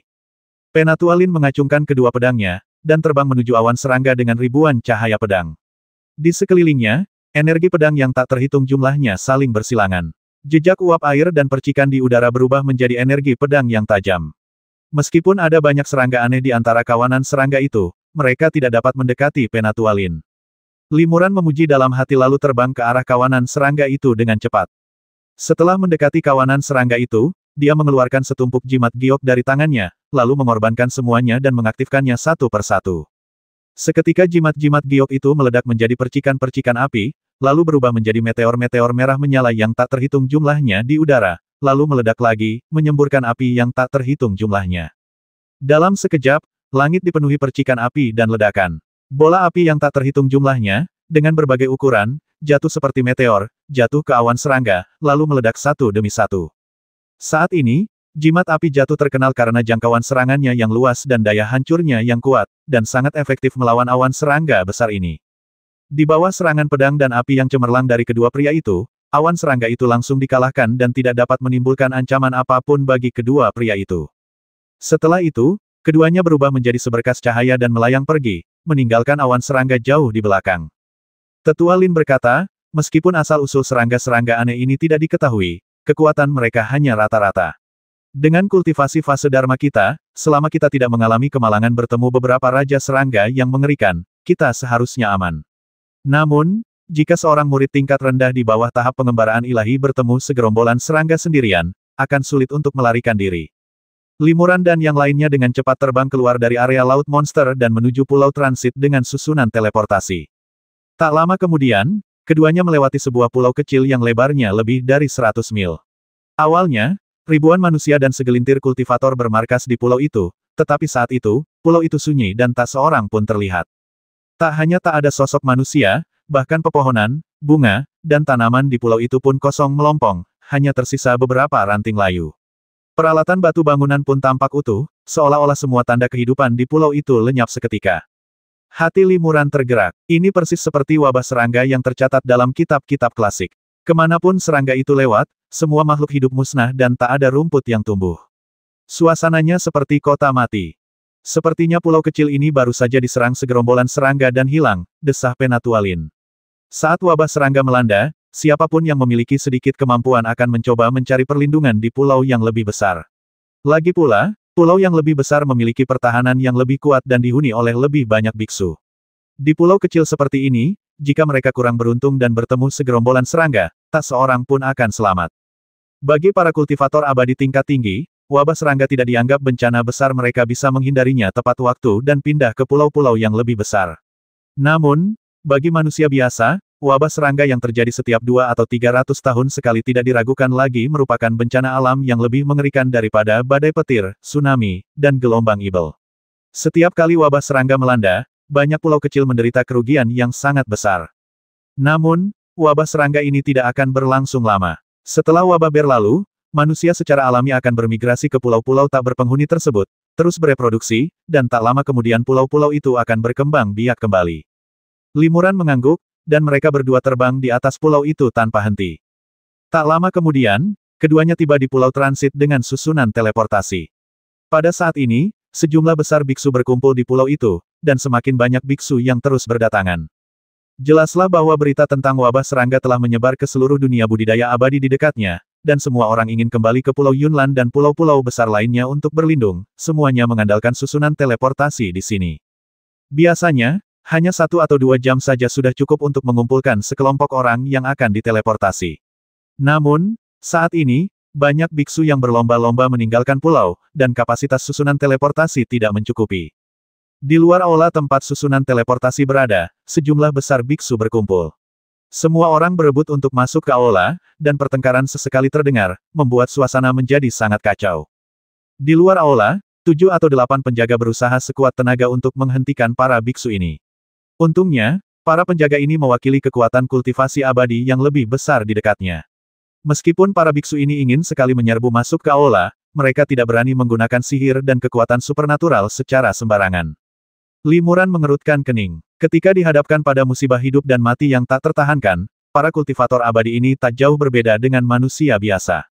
Minggir, teriak Penatua Lin pelan, dan dalam suaranya, ia diam-diam menggunakan sedikit energi sejati dan kekuatan sihir.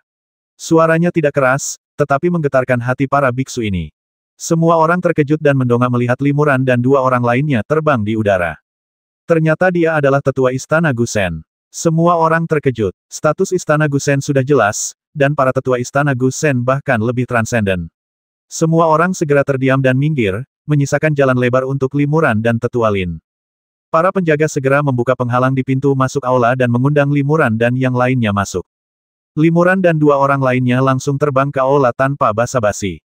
Penjaga yang bertugas mengaktifkan teleportasi di aula sedikit terkejut ketika melihat Limuran dan 2 orang lainnya muncul, dan langsung membungkuk hormat.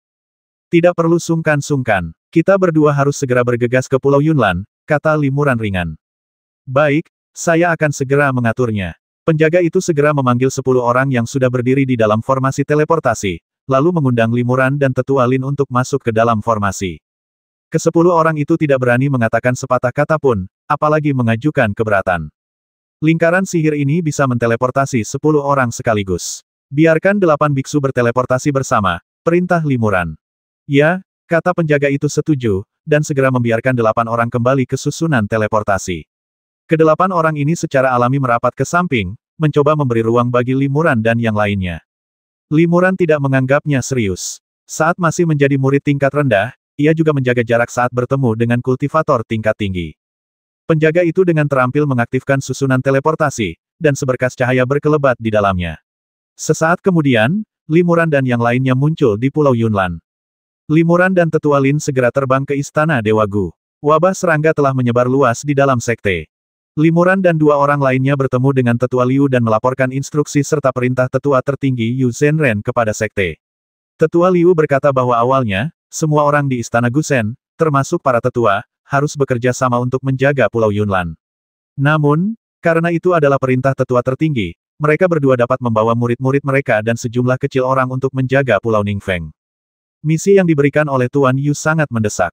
Mereka berdua tidak punya banyak waktu tersisa di pulau itu dan harus berangkat dalam waktu setengah hari. Limuran memanggil muridnya, Wu Gong, yang sudah menjadi kultivator pengembara ilahi tahap akhir. Mengetahui koneksinya yang luas, Limuran memerintahkannya untuk mengumpulkan beberapa murid pengembara ilahi lainnya yang ahli dalam formasi dan menunggu perintahnya. Wu Gong juga telah mendengar tentang wabah serangga dan tidak terkejut. Setelah mendengar instruksi Limuran, ia segera melaksanakannya. Limuran sendiri mengambil kesempatan untuk pergi ke Istana Yunluan. Setiap kali terjadi sesuatu yang besar, para tetua akan berkumpul di Aula Yunluan untuk membahas langkah-langkah penanggulangan atau bertukar informasi. Limuran berencana meminta nasihat dari tetua yang berpengalaman tentang cara melawan wabah serangga. Ketika Limuran tiba di sana, beberapa tetua membungkukkan badan kepadanya sambil tersenyum dan mengucapkan selamat kepadanya, dengan berkata, "Selamat, Saudara Muda Li." Limuran tercengang, "Mengapa saya harus bahagia?" Penatua Feng tersenyum dan berkata, "Wabah serangga telah muncul dan kuil telah dibuka. Sekarang setelah wabah serangga melanda, kuil Gu akan segera dibuka. Saudara Muda Li sudah memiliki Ordo Dewa Gu dan akan segera dapat pergi ke kuil Gu untuk mendapatkan kesempatan. Bukankah ini kabar baik?"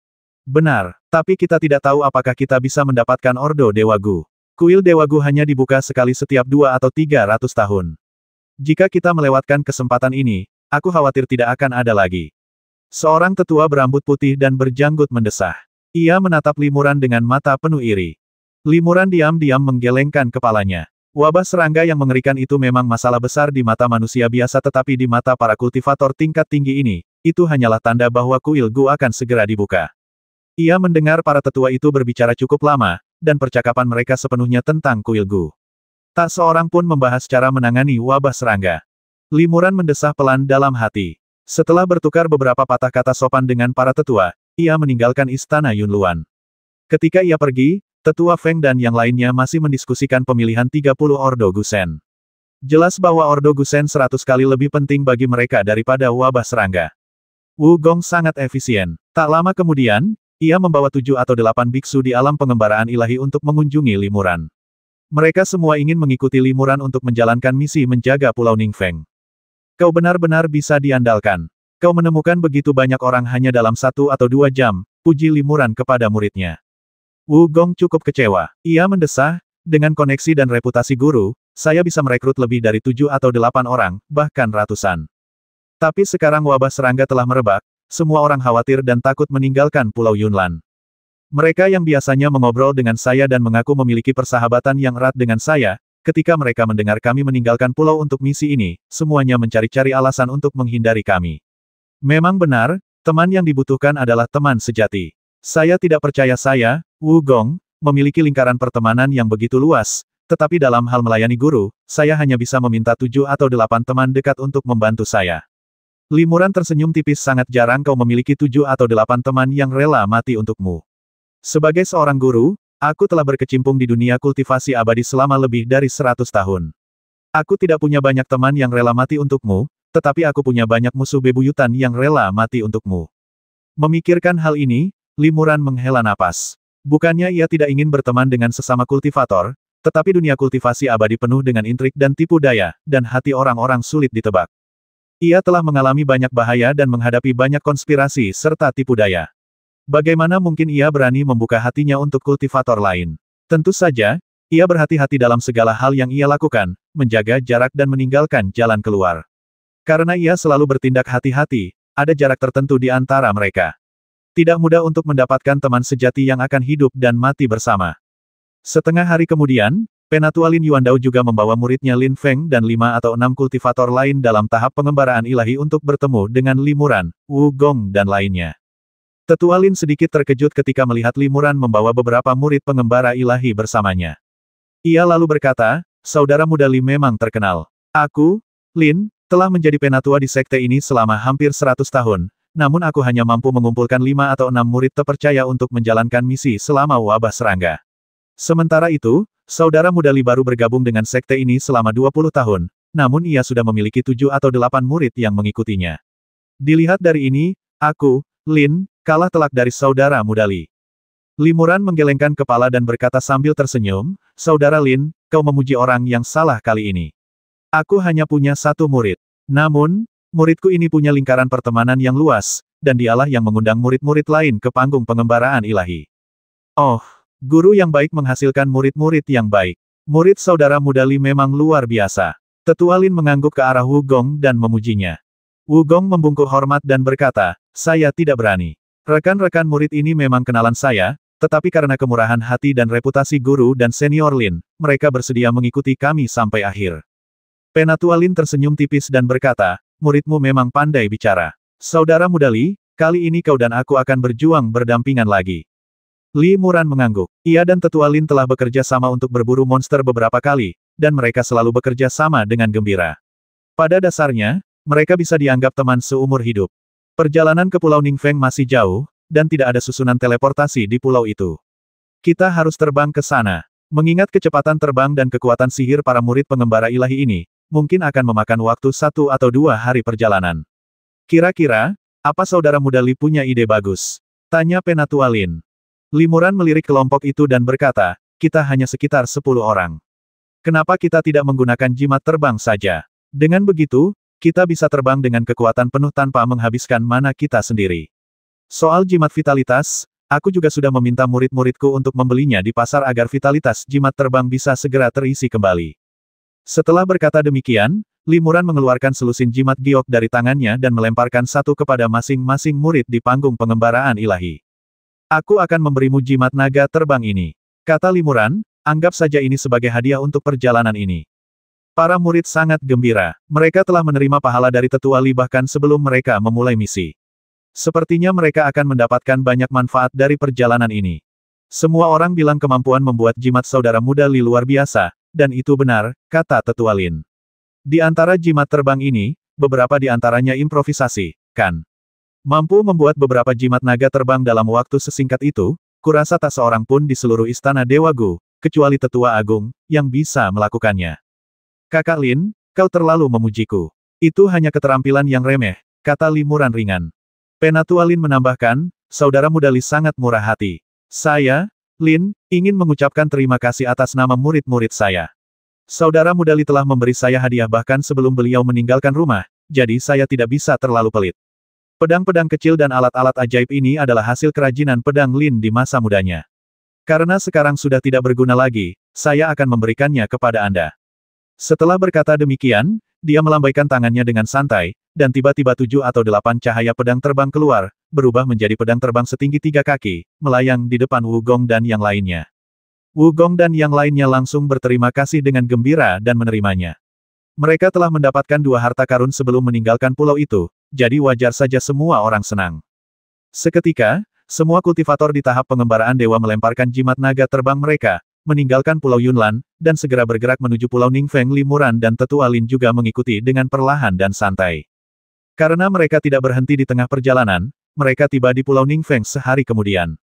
Pulau Ningfeng membentang ratusan mil, rimbun dan hijau, dikelilingi pegunungan. Bagian tengah pulau berupa cekungan datar yang cocok untuk bercocok tanam. Oleh karena itu, meskipun energi alami pulau ini biasa saja dan tidak banyak pembudidaya, banyak manusia yang tinggal di sana. Terdapat kota manusia yang ramai di pulau itu, dan terdapat banyak kota kecil serta desa di sekitarnya. Jumlah total manusia mungkin tidak kurang dari 1 juta. Itu hanya Pulau Fana. Aku tidak tahu mengapa Paman Yu ingin kita menjaganya di sini, kata Limuran bingung. Penatua Lin juga menggelengkan kepalanya. Saya juga tidak bisa menebaknya, tetapi karena ini perintah Paman Yu, kita hanya bisa mengikutinya. Para kultivator abadi tentu tidak akan berkultivasi di kota yang ramai, jadi gua-gua mereka pasti berada di pegunungan yang mengelilingi pulau. Limuran mengamati pegunungan di sekitarnya dan melihat jejak beberapa gua. Limuran menginstruksikan Wu Gong, kumpulkan semua biksu di pulau ini. Guru dan tetua Lin ingin menanyai mereka. Ya, Wu Gong segera menerima pesanan itu dan pergi. Tidak lama kemudian, Wu Gong membawa 70 atau 80 kultivator, di antaranya hanya 2 orang yang berada pada tahap awal Senyu, dan yang lainnya adalah murid tahap Kimai.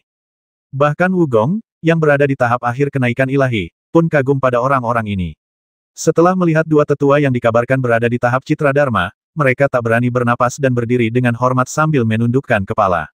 Semua kultivator di pulau ini ada di sini, kata Wu Gong. Menurut mereka, awalnya ada 4 atau 5 kultivator pengembara ilahi di pulau ini, tetapi mereka sepertinya mendengar beberapa rumor dan meninggalkan pulau kemarin, tampaknya menuju Pulau Yunlan. Limuran dan tetua Lin bertukar pandang. Jelas bahwa meskipun tidak ada tanda-tanda wabah serangga di sini, beberapa berita tentang wabah tersebut telah sampai ke pulau kecil itu, sehingga para biksu yang berpengetahuan luas diam-diam pergi ke pulau besar untuk berlindung dan melepaskan tugas mereka untuk menjaga pulau kecil itu. Di Laut Selatan, bencana alam merajalela. Ketika menghadapi badai, tsunami, dan bencana lainnya, manusia seringkali bergantung pada perlindungan formasi para kultivator abadi untuk bertahan hidup.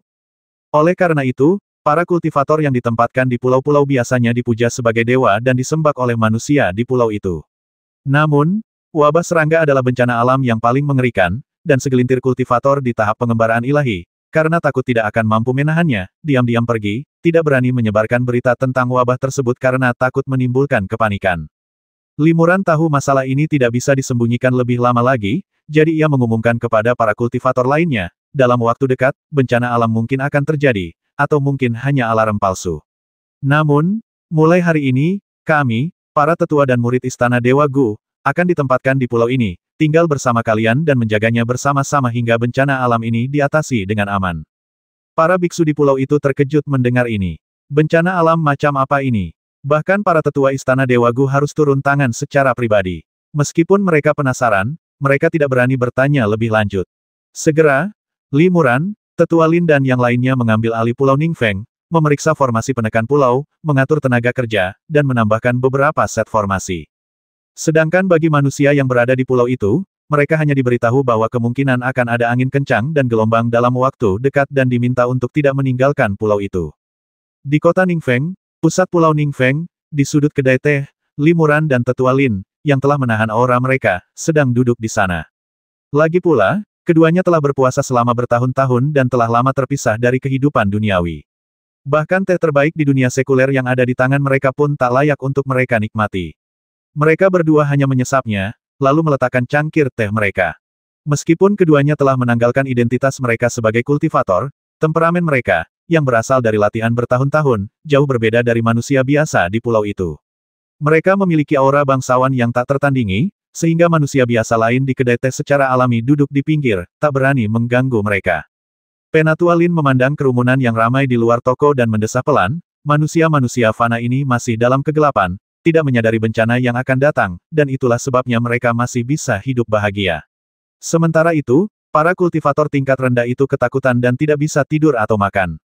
Dari sudut pandang ini, menjadi manusia fana yang linglung, tidak tahu apa-apa tentang kultivasi, mungkin bukan hal yang buruk. Limuran tersenyum tipis dan berkata, benar.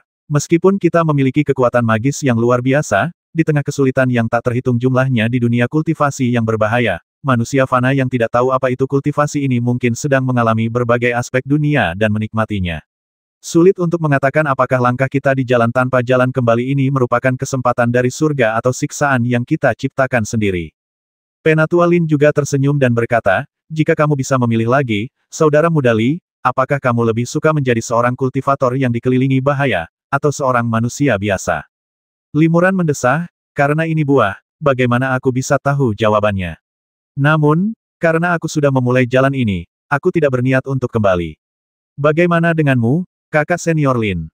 Penatua Lin juga mendesah, memutuskan antara meninggalkan dunia dan memasukinya sungguh sulit. Meskipun kami dianggap ahli senior di dunia kultivasi abadi, kami belum mencapai keabadian. Kami masih memiliki beberapa keinginan duniawi, itulah sebabnya kami ragu-ragu. Konon, jika seseorang mencapai kesempurnaan agung pada tahap akhir kultivasi tubuh sejati, ia harus bertransformasi menjadi manusia fana untuk menjalani pelatihan dan memurnikan pikiran fana secara menyeluruh.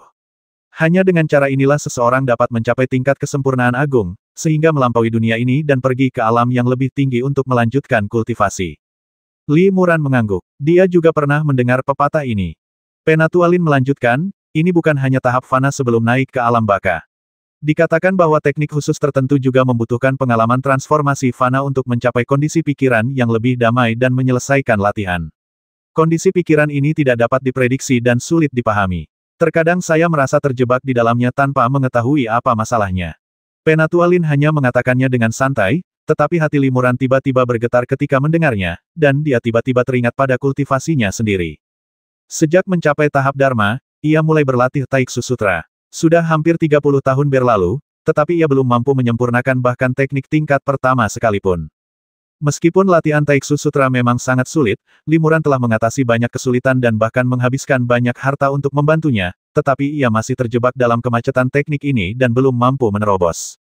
Sutra Taiksu adalah metode untuk mengembangkan kesadaran ilahi, dan persyaratan untuk mencapai kondisi batin bahkan lebih ketat.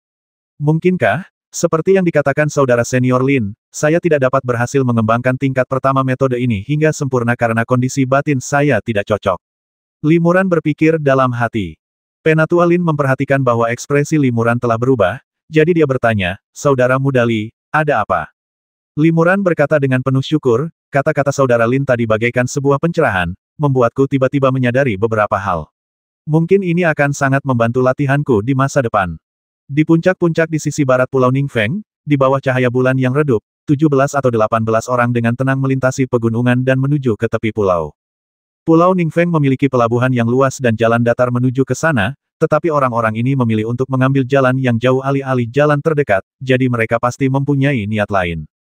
Di antara orang-orang ini, 7 atau 8 di antaranya memiliki fluktuasi energi vital yang samar di tubuh mereka, dan mereka jelas merupakan para kultivator sementara manusia biasa tanpa kekuatan magis merupakan mayoritas, termasuk orang-orang tua, anak-anak yang baru berusia beberapa tahun, dan beberapa kerabat perempuan. Ada juga beberapa buruh muda dan kuat mendorong gerobak kotak berat di sepanjang jalan pegunungan, tampak sangat lelah. Hati-hati, ini aset yang dikumpulkan keluarga Ning saya selama ratusan tahun. Kalau sampai jatuh ke kaki gunung, semuanya akan hancur, seorang lelaki tua berpakaian mewah memperingatkan. Ya, ada bagian untuk kita di sana, jadi hati-hati, seorang pemuda beralis tebal mencibir. Meskipun tanah di bawahnya berbatu, ia berjalan dengan tenang dan tegap. Ini menunjukkan bahwa ia seorang kultivator, dan yang paling maju di antara para kultivator yang hadir. Asalkan Tuan Fang mengirim kami ke Pulau Yunlan untuk berlindung, kau boleh mengambil setengah dari kekayaan di sini. Pria tua itu mengangguk. Ia menyentuh peti harta karun yang berat itu, tetapi ada sedikit kengganan di matanya.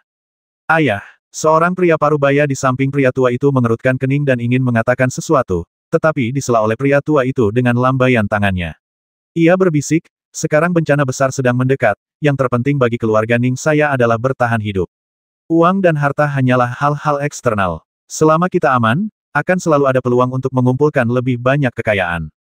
Pria tua dan wanita-wanita itu jelas baru dalam mendaki Gunung Tandus, jadi mereka terengah-engah dan langkah mereka lambat.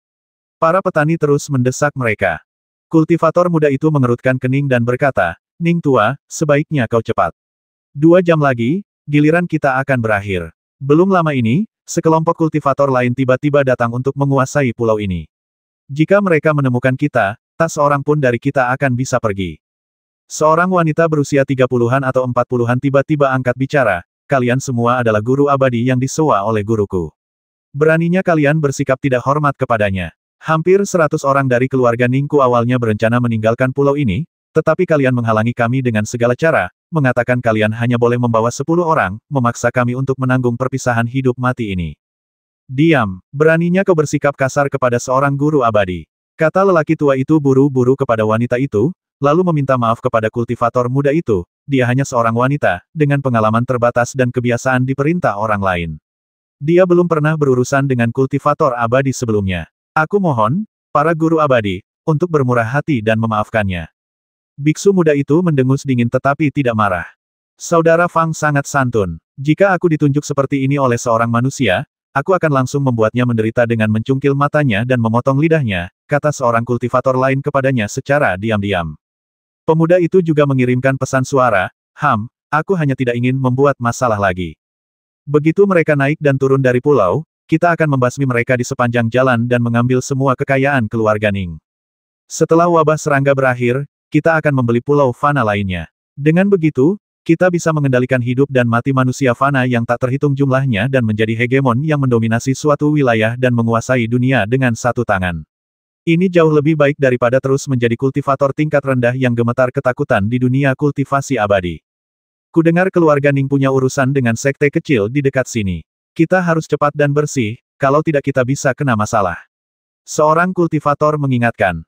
Di Laut Selatan, yang terus-menerus dilanda bencana alam dan binatang ibel yang berkeliaran, bahkan kekuatan fana terkuat pun harus bergantung pada para kultivator abadi untuk bertahan hidup. Oleh karena itu, keluarga-keluarga fana yang lebih besar ini menjalin hubungan dengan sekte-sekte kultivasi abadi di dekatnya, mengirimkan murid dan istri mereka, atau membayar upeti dengan harta karun. Hanya dengan cara inilah keluarga-keluarga ini dapat terhindar dari incaran para kultivator dengan motif tersembunyi jika tidak, bahkan seorang kultivator tingkat rendah pun dapat menjungkirbalikkan keluarga fana. Saudara Liu, apa yang Anda katakan benar sekali. Wabah serangga ini hanyalah sebuah kesempatan. Kita bisa mengatasinya tanpa meninggalkan jejak. Pemuda bermarga Fang itu tersenyum tipis.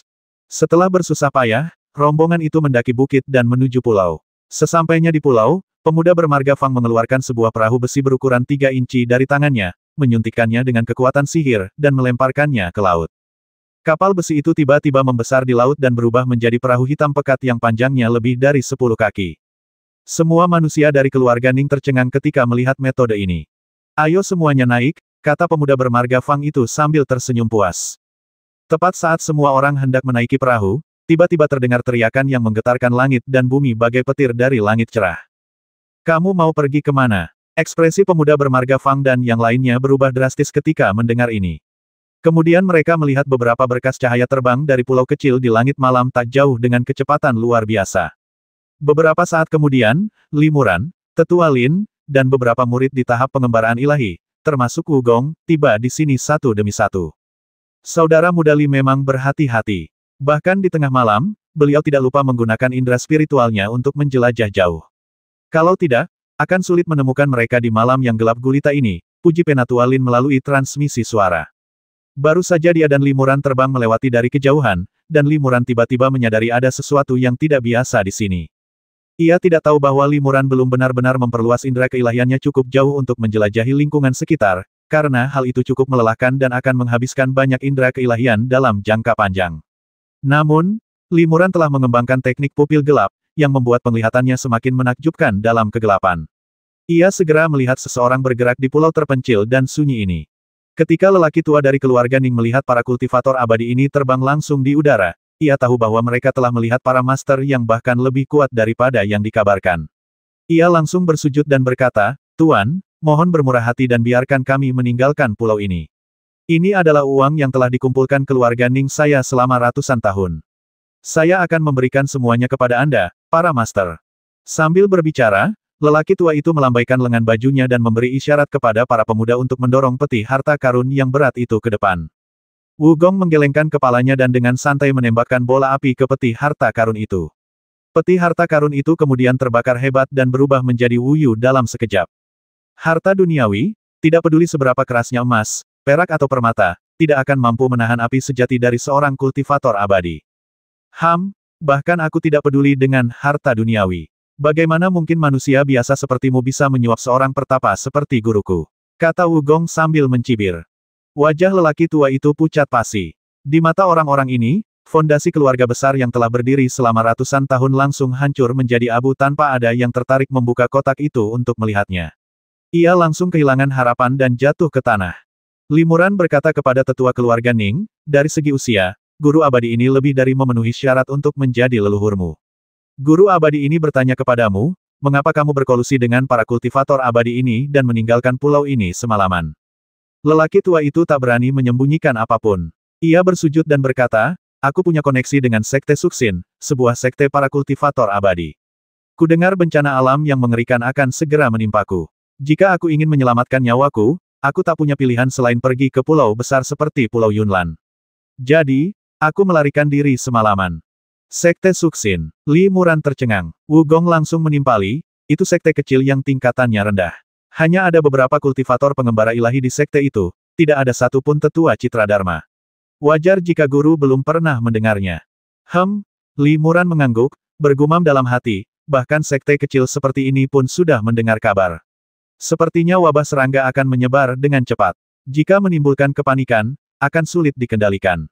Memikirkan hal ini, Li Muran melirik lelaki tua itu lagi, dan tiba-tiba sebuah ide muncul di benaknya. Ia bertanya, apa status keluarga Ningmu di antara manusia biasa di Pulau Ningfeng? Pria tua itu sepertinya menyadari adanya titik balik dan segera menjawab, keluarga Ning adalah keluarga terbesar di pulau ini. Saya juga wali kota Ningfeng. Saya memiliki status tertentu di dunia sekuler dan dapat melayani guru abadi sesuka hati. Li Muran mengangguk lagi dan berkata, bagaimana kalau begini? Aku tidak akan mengikuti tindakanmu hari ini untuk saat ini. Tapi kau harus melakukan sesuatu untukku. Semua ini atas perintah sang guru abadi. Aku tak akan menolak bahkan jika aku mati. Pria tua itu melihat secercah harapan dan berulang kali berterima kasih padanya. Li Muran berkata, memang benar bencana alam telah datang. Namun, kami semua, para penguasa abadi, akan tetap tinggal di pulau ini dan hidup serta mati bersamamu, jadi kau tidak perlu panik. Namun, untuk menghindari kekacauan yang tidak perlu, berita bencana alam ini tidak boleh tersebar terlalu jauh di pulau ini. Karena kau adalah penguasa sebuah kota, kau tentu tahu bagaimana mengendalikan rumor dan mencegahnya mengganggu hati orang-orang. Jika para manusia di pulau ini menimbulkan keresahan karena hal ini, dan itu memengaruhi pertahanan pulau kami, kaulah orang pertama yang akan ditanyai oleh penguasa abadi ini. Jika kau berhasil, guru abadi ini juga akan memberimu hadiah. Entah kau ingin sembuh dari penyakitmu atau memperpanjang umurmu, itu tidak penting. Bagi seorang kultivator di tingkat limuran, akan sangat mudah untuk menyembuhkan penyakit yang sudah mengakar pada manusia atau memungkinkan manusia hidup hingga 100 tahun. Orang tua itu gembira dan berkata, aku akan berusaha sebaik mungkin agar tidak ada berita yang bocor. Aku tidak berusaha memperpanjang hidupku. Jika aku bisa memuaskan sang guru abadi, aku ingin tahu apakah sang guru abadi dapat mengubah cucuku satu-satunya dan menguduskannya agar ia juga bisa menjadi seorang kultivator abadi. Konsekrasi. Limuran sedikit tertegun. Ia melirik anak berusia 4 atau 5 tahun di samping lelaki tua itu dan berkata sambil tersenyum, baiklah, guru abadi ini berjanji padamu. Pria tua itu sangat gembira dan terus-menerus mengucapkan terima kasih. Anggota keluarga Ning lainnya juga berlutut bersamanya. Wu Gong bergumam dalam hati, orang-orang fana ini, yang tahu berapa banyak karma yang telah mereka olah selama hidup, mampu berbincang dengan seorang guru senior dalam fase Dharma, dan bahkan menerima janji pentahbisan. Keluarga Ning berpamitan dan kembali ke pulau. Para kultivator tingkat rendah yang terlibat dalam insiden itu masih belum berani bergerak. Kau seharusnya bertugas, tapi kau meninggalkan posmu tanpa izin dan mencoba melarikan diri secara diam-diam. Kau harus dihukum mati, kata Limuran tegas dengan wajah muram. Orang-orang ini terkejut dan segera berlutut untuk memohon belas kasihan. Tetua Lin berkata, karena kita sangat membutuhkan tenaga, untuk saat ini aku akan mengampuni nyawa kalian. Jika kalian bisa menebus kesalahan kalian, tidak apa-apa. Tapi jika kalian terus bermalas-malasan, aku akan segera mencabut nyawa kalian. Tidak lama kemudian, kawanan serangga sporadis mulai bermunculan di dekat Pulau Yunlan, yang juga menandai kedatangan resmi wabah serangga yang mengerikan. Pada masa ini, sebagian besar petani menerima perintah dari sekte mereka masing-masing dan kembali untuk menjaga sekte tersebut, sedangkan bagi petani independen, sebagian pergi ke pulau-pulau besar untuk berlindung, sedangkan sebagian lainnya tergerak oleh pahala yang besar dan menerima pekerjaan di beberapa pulau atau sekte untuk bersama-sama melawan wabah serangga. Bahkan beberapa manusia yang memiliki kekuasaan besar mendengar berita tersebut dan melarikan diri ke pulau besar untuk berlindung, atau bahkan menghabiskan seluruh kekayaan mereka untuk menyewa beberapa petani untuk menjaga pulau tersebut. Limuran dan yang lainnya berada dalam siaga tinggi di Pulau Ningfeng. Arai pemantau telah diaktifkan dan arai perlindungan pulau telah disiapkan. Mereka hanya menunggu perintah dari Limuran dan Penatua Lin untuk diaktifkan. Di Pulau Ningfeng, karena penguasa kota memerintahkan pelabuhan diblokir untuk sementara waktu, berita terputus dan pulau tampak tenang. Suatu hari, pada pukul 3 sore, Limuran dan Tetua Lin muncul lagi di sebuah kedai teh di kota Ningfeng, memesan sepoci teh, dan menikmati kehidupan sederhana. Tetua Lin berkata dengan santai, meskipun kita berada di tahap Dharma, dengan rentang hidup yang jauh lebih panjang daripada orang biasa, kita begitu sibuk berkultivasi sepanjang hari sehingga kita hampir tidak punya waktu untuk melihat dunia di sekitar kita. Jika bukan karena misi ini, saya khawatir kita tidak akan memiliki waktu sesantai ini di alam fana. Benarkah? Limuran mengangguk dan berkata, memasuki dunia dan meninggalkannya hanyalah soal pikiran. Menengok kembali 100 tahun terakhir, aku telah mengabdikan diri pada Dao, hanya mencari keabadian, namun tak pernah sekalipun mempertimbangkan apa lagi yang mungkin ku kejar setelah keabadian. Jika akhirnya aku gagal, dan pada hari kematianku, aku hanya berlatih kultivasi, aku khawatir hidupku akan kurang memuaskan daripada manusia fana ini. Ada apa? Mungkinkah saudara muda Li tergoda oleh keinginan duniawi? Tanya Penatua Lin dengan heran. Limuran tersenyum tipis dan menggelengkan kepalanya.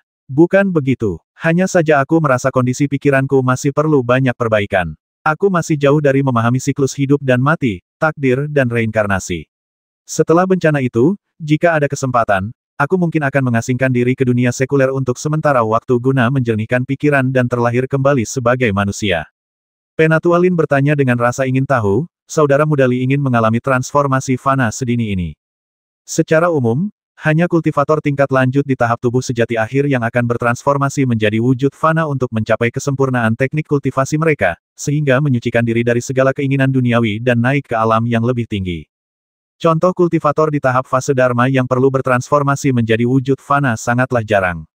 Hanya sedikit teks yang mendokumentasikan bahwa beberapa kultivator, untuk mengolah teknik khusus, juga memerlukan pengalaman bertransformasi menjadi wujud fana terlebih dahulu, untuk mencapai kondisi pikiran yang melampaui dunia fana dan melihat menembus dunia fana. Limuran mengangguk sedikit, tetapi tidak menjelaskan alasannya. Penatua Lin baru saja berspekulasi ketika tiba-tiba ia mendengar beberapa pelanggan lain di kedai teh sedang berdiskusi dengan keras tentang sesuatu yang berhubungan dengan bencana alam.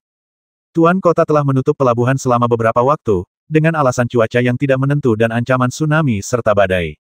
Namun beberapa hari terakhir ini, langit cerah dan terang benderang. Bahkan tidak ada angin atau ombak sedikit pun, apalagi tsunami atau badai.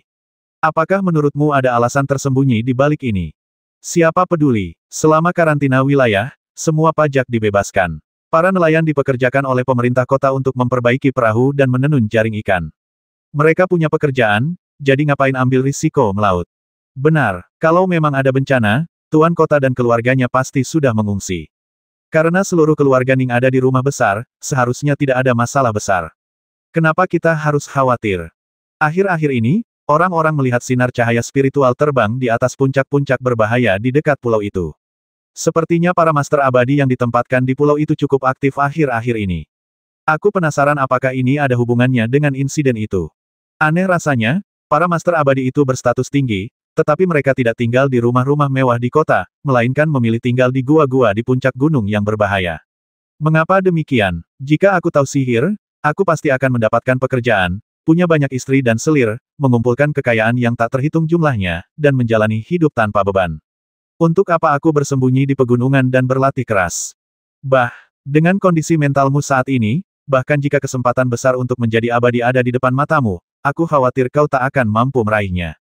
Pada akhirnya, kau tetaplah manusia biasa. Para kultivator abadi yang mampu mencapai dao agung pasti sudah melihat ketenaran, kekayaan, dan kekuasaan. Bagaimana mungkin manusia fana seperti kita bisa menebak urusan para kultivator abadi? Belum lagi para master abadi itu memiliki kekuatan magis yang luar biasa. Gosip yang kita bagikan di sini mungkin terdengar jelas oleh para master abadi yang berada ribuan mil jauhnya.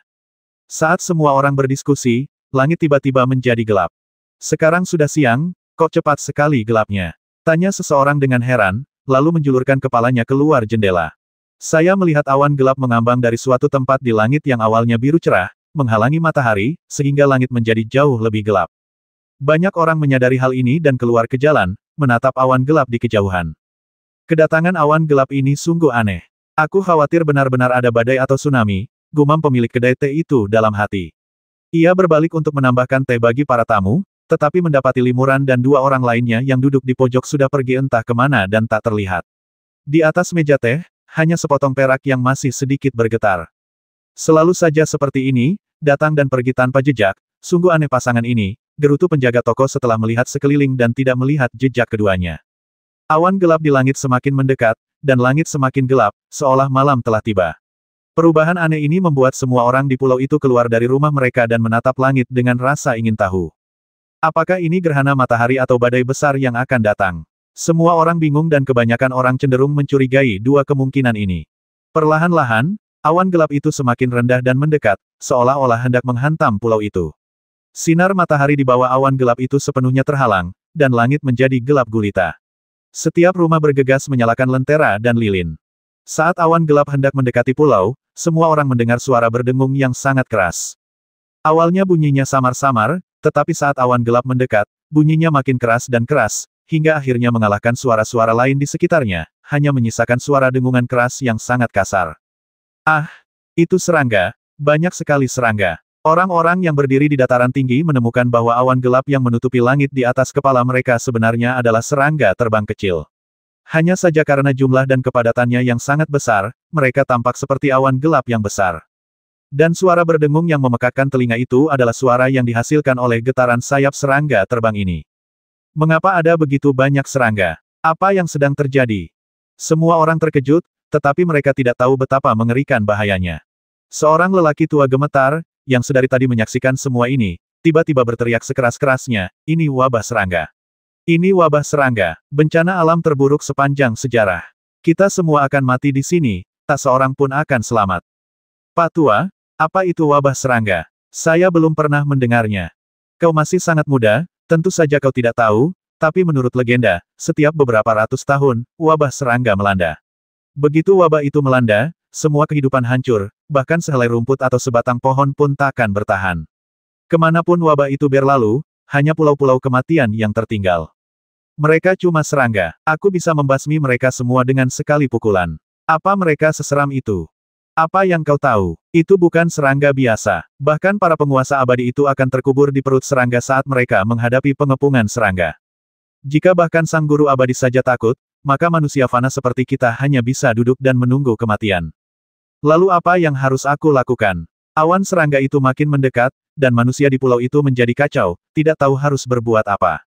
Pada saat ini, dari puncak-puncak yang mengelilingi pulau, tiba-tiba, pilar-pilar cahaya yang tebal dan cemerlang melesat ke langit. Pilar-pilar cahaya ini berkumpul di udara di tengah pulau, dan seketika membentuk perisai cahaya spiritual setengah lingkaran berwarna-warni, menyelimuti seluruh pulau Ningfeng. Ini keajaiban. Para manusia terkejut sekaligus gembira.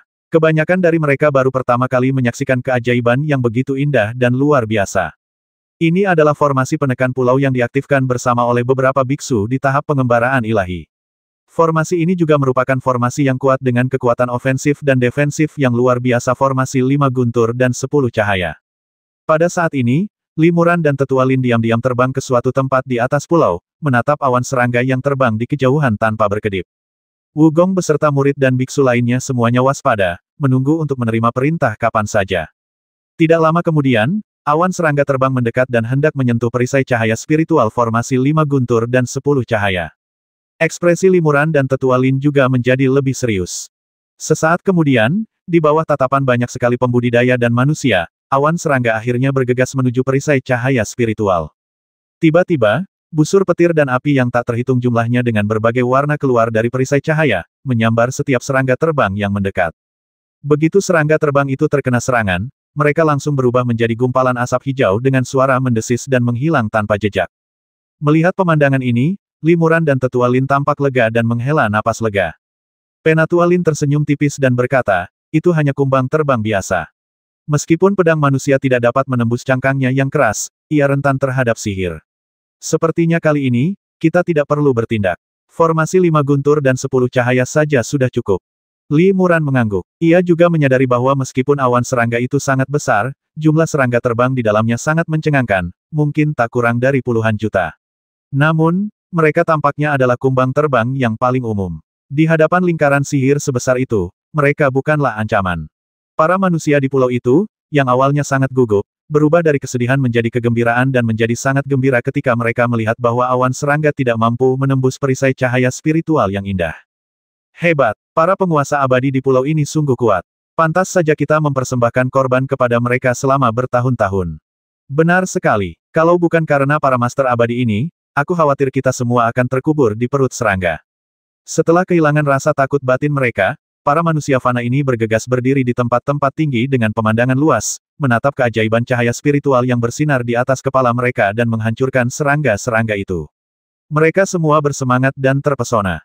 Wabah serangga tampaknya tidak seburuk yang dikabarkan, gumam seorang pemuda. Apa yang kau tahu? Serangga yang benar-benar kuat belum datang. Pria tua yang gemetar itu masih tampak khawatir. Awan serangga itu menyerbu ke arah pulau itu tanpa mempedulikan apapun, satu demi satu, tanpa takut mati. Namun, begitu mereka mendekati pulau itu, mereka langsung dikalahkan oleh busur petir dan api cemerlang yang dipicu oleh formasi 5 guntur dan 10 cahaya yang menstabilkan pulau itu. Di atas pulau itu, kilat dan percikan api yang tak terhitung jumlahnya beterbangan kemana-mana, menerangi langit yang gelap dengan kemegahan yang luar biasa. Pemandangan yang menakjubkan ini membuat semua manusia terpesona, dan perlahan-lahan rasa takut di hati mereka memudar. 1 jam kemudian, awan serangga menipis dan langit berangsur-angsur menjadi lebih cerah. 1 jam kemudian, serangga terbang hampir sepenuhnya dimusnahkan oleh lingkaran sihir, hanya menyisakan beberapa serangga terbang yang tersebar. Bagi para pembudidaya di pulau itu, serangga terbang ini bukan lagi ancaman. Demi menjaga formasi dan menyelamatkan batu roh, Limuran dan yang lainnya memerintahkan para kultivator pengembara ilahi yang memanipulasi formasi untuk mematikannya. Seketika, para kultivator pada tahap Kimai dan Senyu di pulau itu terbang ke udara dengan instrumen terbang atau pedang dan membasmi serangga terbang yang tersisa satu persatu. Kumbang terbang itu bukanlah serangga yang sangat langka, jadi Limuran dan Tetua Lin tidak mengambil tindakan secara langsung. Para kultivator tingkat rendah ini sudah cukup untuk mengatasinya. Para pendeta tingkat rendah ini memurnikan alat-alat sihir dan merapal mantra di udara. Manusia di pulau itu semakin menikmati pertunjukan itu, dan mereka bahkan bertepuk tangan dan bersorak keras. Limuran tersenyum tipis. Bagi manusia fana ini, sulit untuk melihat keterampilan sihir yang sesungguhnya. Sekarang setelah mereka melihat banyak gerakan indah sekaligus, tentu saja itu menjadi tontonan yang memanjakan mata. Setelah beberapa saat, semua kumbang terbang terbasmi, dan semua biksu kembali ke puncak yang berbahaya. Setelah itu, sesuai dengan jasa mereka, Limuran dan yang lainnya mendapatkan imbalan mereka sendiri. Para manusia di pulau itu sangat gembira setelah berhasil mengusir awan serangga dan menyaksikan kekuatan magis yang begitu dahsyat. Penguasa kota Ning juga memanfaatkan kesempatan itu untuk mengumumkan kepada seluruh manusia di pulau itu bahwa meskipun wabah serangga telah tiba, Pulau Ningfeng kali ini sangat aman karena kehadiran banyak penguasa abadi yang kuat. Ia meminta semua orang untuk tidak panik atau kehilangan ketenangan. Adapun mereka yang memanfaatkan kekacauan untuk merampok atau sengaja menciptakan kekacauan, mereka akan dihukum berat. Setelah insiden kumbang terbang, Pulau Ningfeng kembali damai. Namun, setelah itu, ketika Limuran dan Tetua Lin pergi ke kedai teh untuk merasakan kehidupan manusia biasa, yang mereka dengar hanyalah keajaiban manusia biasa akan sihir dan kekuatan magis, serta kerinduan dan spekulasi mereka tentang para kultivator. Di mata mereka, kata-kata ini membosankan dan tidak sebagus hal-hal remeh, suka dan duka kehidupan duniawi, sehingga mereka tidak lagi pergi ke kedai teh. Suatu hari, Wu Gong meminta bertemu Limuran dan mengatakan bahwa ada sesuatu yang ingin ditanyakannya. Apakah kamu berencana merekrut murid di pulau ini? Limuran sedikit terkejut setelah mendengar permintaan Wu Gong. Wu Gong berkata dengan serius, yang tidak biasa baginya, ya, meskipun Pulau Ningfeng tidak signifikan di dunia kultivasi abadi, pulau ini dihuni jutaan manusia. Saat ini, para manusia di pulau ini lebih bersemangat untuk berlatih kultivasi daripada sebelumnya, dan berlomba-lomba untuk memasuki sekte abadi. Jika saya pergi ke sana sekarang untuk berdiskusi tentang Dao dan merekrut murid, tentu saja akan ada banyak tanggapan. Saya dapat memilih dengan tenang dan hati-hati.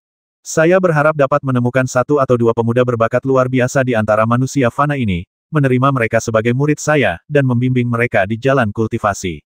Saya sudah berada di tahap akhir pengembaraan ilahi. Dengan bakat saya, maju ke tahap Dharma akan sangat sulit, bahkan mungkin mustahil, seumur hidup saya. Itulah sebabnya saya mempertimbangkan untuk menerima murid dan meninggalkan warisan. Limuran mengangguk dan berkata, menerima murid adalah soal takdir. Karena kau sudah berniat melakukannya, silakan saja. Namun, aku percaya bahwa ketika menerima murid, meskipun bakat dan kecakapan memang penting, hal terpenting yang perlu dipertimbangkan adalah karakter. Jika karakter seseorang buruk, meskipun mereka memiliki bakat luar biasa, mereka pasti akan menjadi bencana di masa depan. Di dunia kultivasi abadi, bukan hal yang aneh bagi guru dan murid untuk saling bermusuhan. Terima kasih atas bimbingan Anda, Guru. Saya mengerti. Wu Gong mengucapkan terima kasih dengan hormat dan segera pergi. Setelah itu, Wu Gong dan dua kultivator tahap Senyu lainnya yang juga berminat menerima murid mengumumkan berita tersebut melalui Tuan Kota Ning, yang langsung menimbulkan sensasi di pulau itu. Asal di dalam keluarga ada laki-laki muda yang cukup umur, tanpa memandang status sosial, kekayaan, atau penampilannya, dia boleh melamar. Oleh karena itu, semua manusia di pulau itu, baik yang berasal dari keluarga kaya maupun petani miskin yang hanya berdiam di rumah, asalkan mereka memiliki anak laki-laki yang cocok di keluarga mereka, akan mengirim mereka ke istana Raja Kota untuk diseleksi. 3 hari kemudian, Wu Gong membawa 2 anak laki-laki dan 1 anak perempuan untuk mengunjungi Limuran. Anak tertua dari ketiga anak itu baru berusia 11 atau 12 tahun, dan anak perempuan termuda baru berusia 7 atau 8 tahun. Namun, mereka sangat cantik dan sekilas tampak seperti wanita cantik sungguhan. Ketiga pemuda itu memberi hormat kepada Limuran dan memanggilnya guru. Apakah ini murid-murid yang kau rekrut? Limuran mengangguk sambil tersenyum dan berbalik bertanya pada Wu Gong. Benar, kata Wu Gong, setelah wabah serangga berakhir, aku akan membawa mereka kembali ke sekte dan mencoba membantu mereka membuka cahaya suci leluhur mereka agar mereka dapat resmi memulai kultivasi mereka. Limuran tersenyum tipis dan berkata kepada ketiga pemuda itu, kalian harus bekerja keras. Jika kalian berhasil membuka aura, saat kalian bertemu dengan guru lagi, guru akan memberi kalian hadiah. Terima kasih, guru, kata ketiga pemuda itu dengan patuh. Bibir Limuran sedikit melengkung. Pada anak-anak muda ini, ia seolah melihat keadaannya sendiri ketika ia masih menjadi murid luar sekte Yuanfu di Gunung Kuanglu dan belum tercerahkan. Wu Gong tidak berani membiarkan para pemuda ini mengganggu Limuran terlalu lama, dan segera membawa mereka pergi untuk mengucapkan selamat tinggal. Setelah anak-anak muda ini pergi, pikiran Limuran masih melayang jauh. Ngomong-ngomong, kerajaan Jiangyu, tempat Gunung Kuanglu berada, adalah salah satu dari 13 kerajaan Xinjiang Selatan. Dan 13 kerajaan Xinjiang Selatan berbatasan dengan Laut Langit Selatan ini. Selama kita pergi ke ujung utara Laut Langit Selatan lalu terbang ke utara, kita bisa mencapai 13 kerajaan Xinjiang Selatan dan kembali ke Gunung Kuanglu.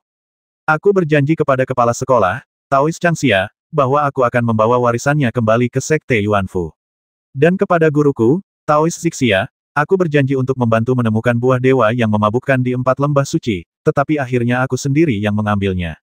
Meskipun sekarang aku bisa menemukan beberapa ramuan lain yang dapat menggantikan buah dewa yang memabukkan, aku bertanya-tanya apakah umurnya telah berakhir setelah sekitar 100 tahun.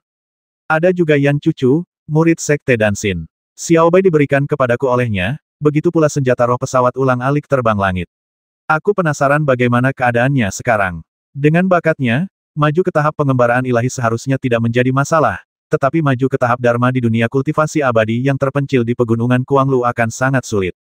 Dan Yingge Yanwu, aku ingin tahu siapa di antara saudari itu yang sudah mulai berkultivasi, dan aku ingin tahu seperti apa tingkat kultivasinya saat ini. Beberapa hari kemudian, Pulau Ningfeng kembali disambut oleh segerombolan serangga, dan pemandangan langit yang menyelimuti siang dan malam pun kembali muncul. Namun, kali ini, para manusia di pulau itu tidak terlalu panik, melainkan lebih bersemangat dan penuh harap. Ketika awan serangga yang besar terbang mendekati Pulau Ningfeng dan suara berdengung dari kepakan sayapnya memekakkan telinga, formasi penekan pulau yang berwarna-warni formasi 5 guntur dan 10 cahaya diaktifkan lagi di tengah sorak-sorai jutaan manusia di pulau itu. Namun kali ini, Limuran, Tetua Lin dan para kultivator lainnya menjadi lebih hikmat.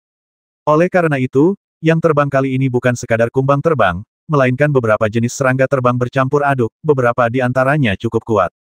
Limuran sedikit mengernyit. Ia melihat beberapa cahaya keemasan berkelebat di antara kawanan serangga itu. Mereka adalah sejenis serangga aneh yang disebut kumbang emas. Cangkang emas di tubuh mereka tidak hanya mampu menahan serangan pedang tajam, tetapi juga beberapa mantra dan kekuatan magis. Busur petir dan api yang dipicu oleh formasi 5 guntur dan 10 cahaya dapat membasmi kumbang terbang dengan satu serangan, tetapi ketika mengenai kumbang emas, mereka hanya mampu menangkisnya sedikit dan sulit untuk melukai mereka. Hanya dengan mengembunkan petir dan kilat yang lebih kuat dan lebih tebal, kumbang emas dapat dibasmi. Namun, kekuatan formasi ini terbatas, dan formasi penekan pulau ini terutama berfungsi sebagai pertahanan, sehingga tidak dapat digunakan untuk membasmi kumbang emas. Sebaliknya, jika sejumlah besar serangga aneh memanfaatkan kesempatan untuk menerobos celah dan menyerbu formasi, manusia di pulau itu akan menderita banyak korban. Gelombang demi gelombang serangga aneh menyerbu ke arah perisai cahaya lingkaran sihir. Setiap kali diserang, sejumlah besar serangga aneh musnah, tetapi kekuatan lingkaran sihir juga terkuras dengan cepat. Perisai cahaya yang semula berwarna-warni dan cemerlang perlahan-lahan meredup. Raut kekhawatiran perlahan muncul di wajah setiap orang. Melihat ini, Limuran mendesah pelan dan berkata kepada Tetua Lin, "Saudara Lin, formasi ini akan runtuh, dan masih banyak serangga aneh. Sudah waktunya kita berdua bertindak." Penatua Lin mengangguk dan berkata sambil tersenyum, "Memang, hanya kau dan aku yang berani keluar dan melawan serangga-serangga aneh ini." Haha, para manusia fana di pulau ini tidak tahu dari mana mereka mendapatkan kesempatan untuk menyaksikan langsung dua tetua ternama dari Istana Dewa Gu. Aku khawatir mereka tidak akan pernah melupakan apa yang mereka lihat dan dengar hari ini. Limuran pun tersenyum tipis benar sekali, jutaan manusia sedang menanti dengan penuh harap.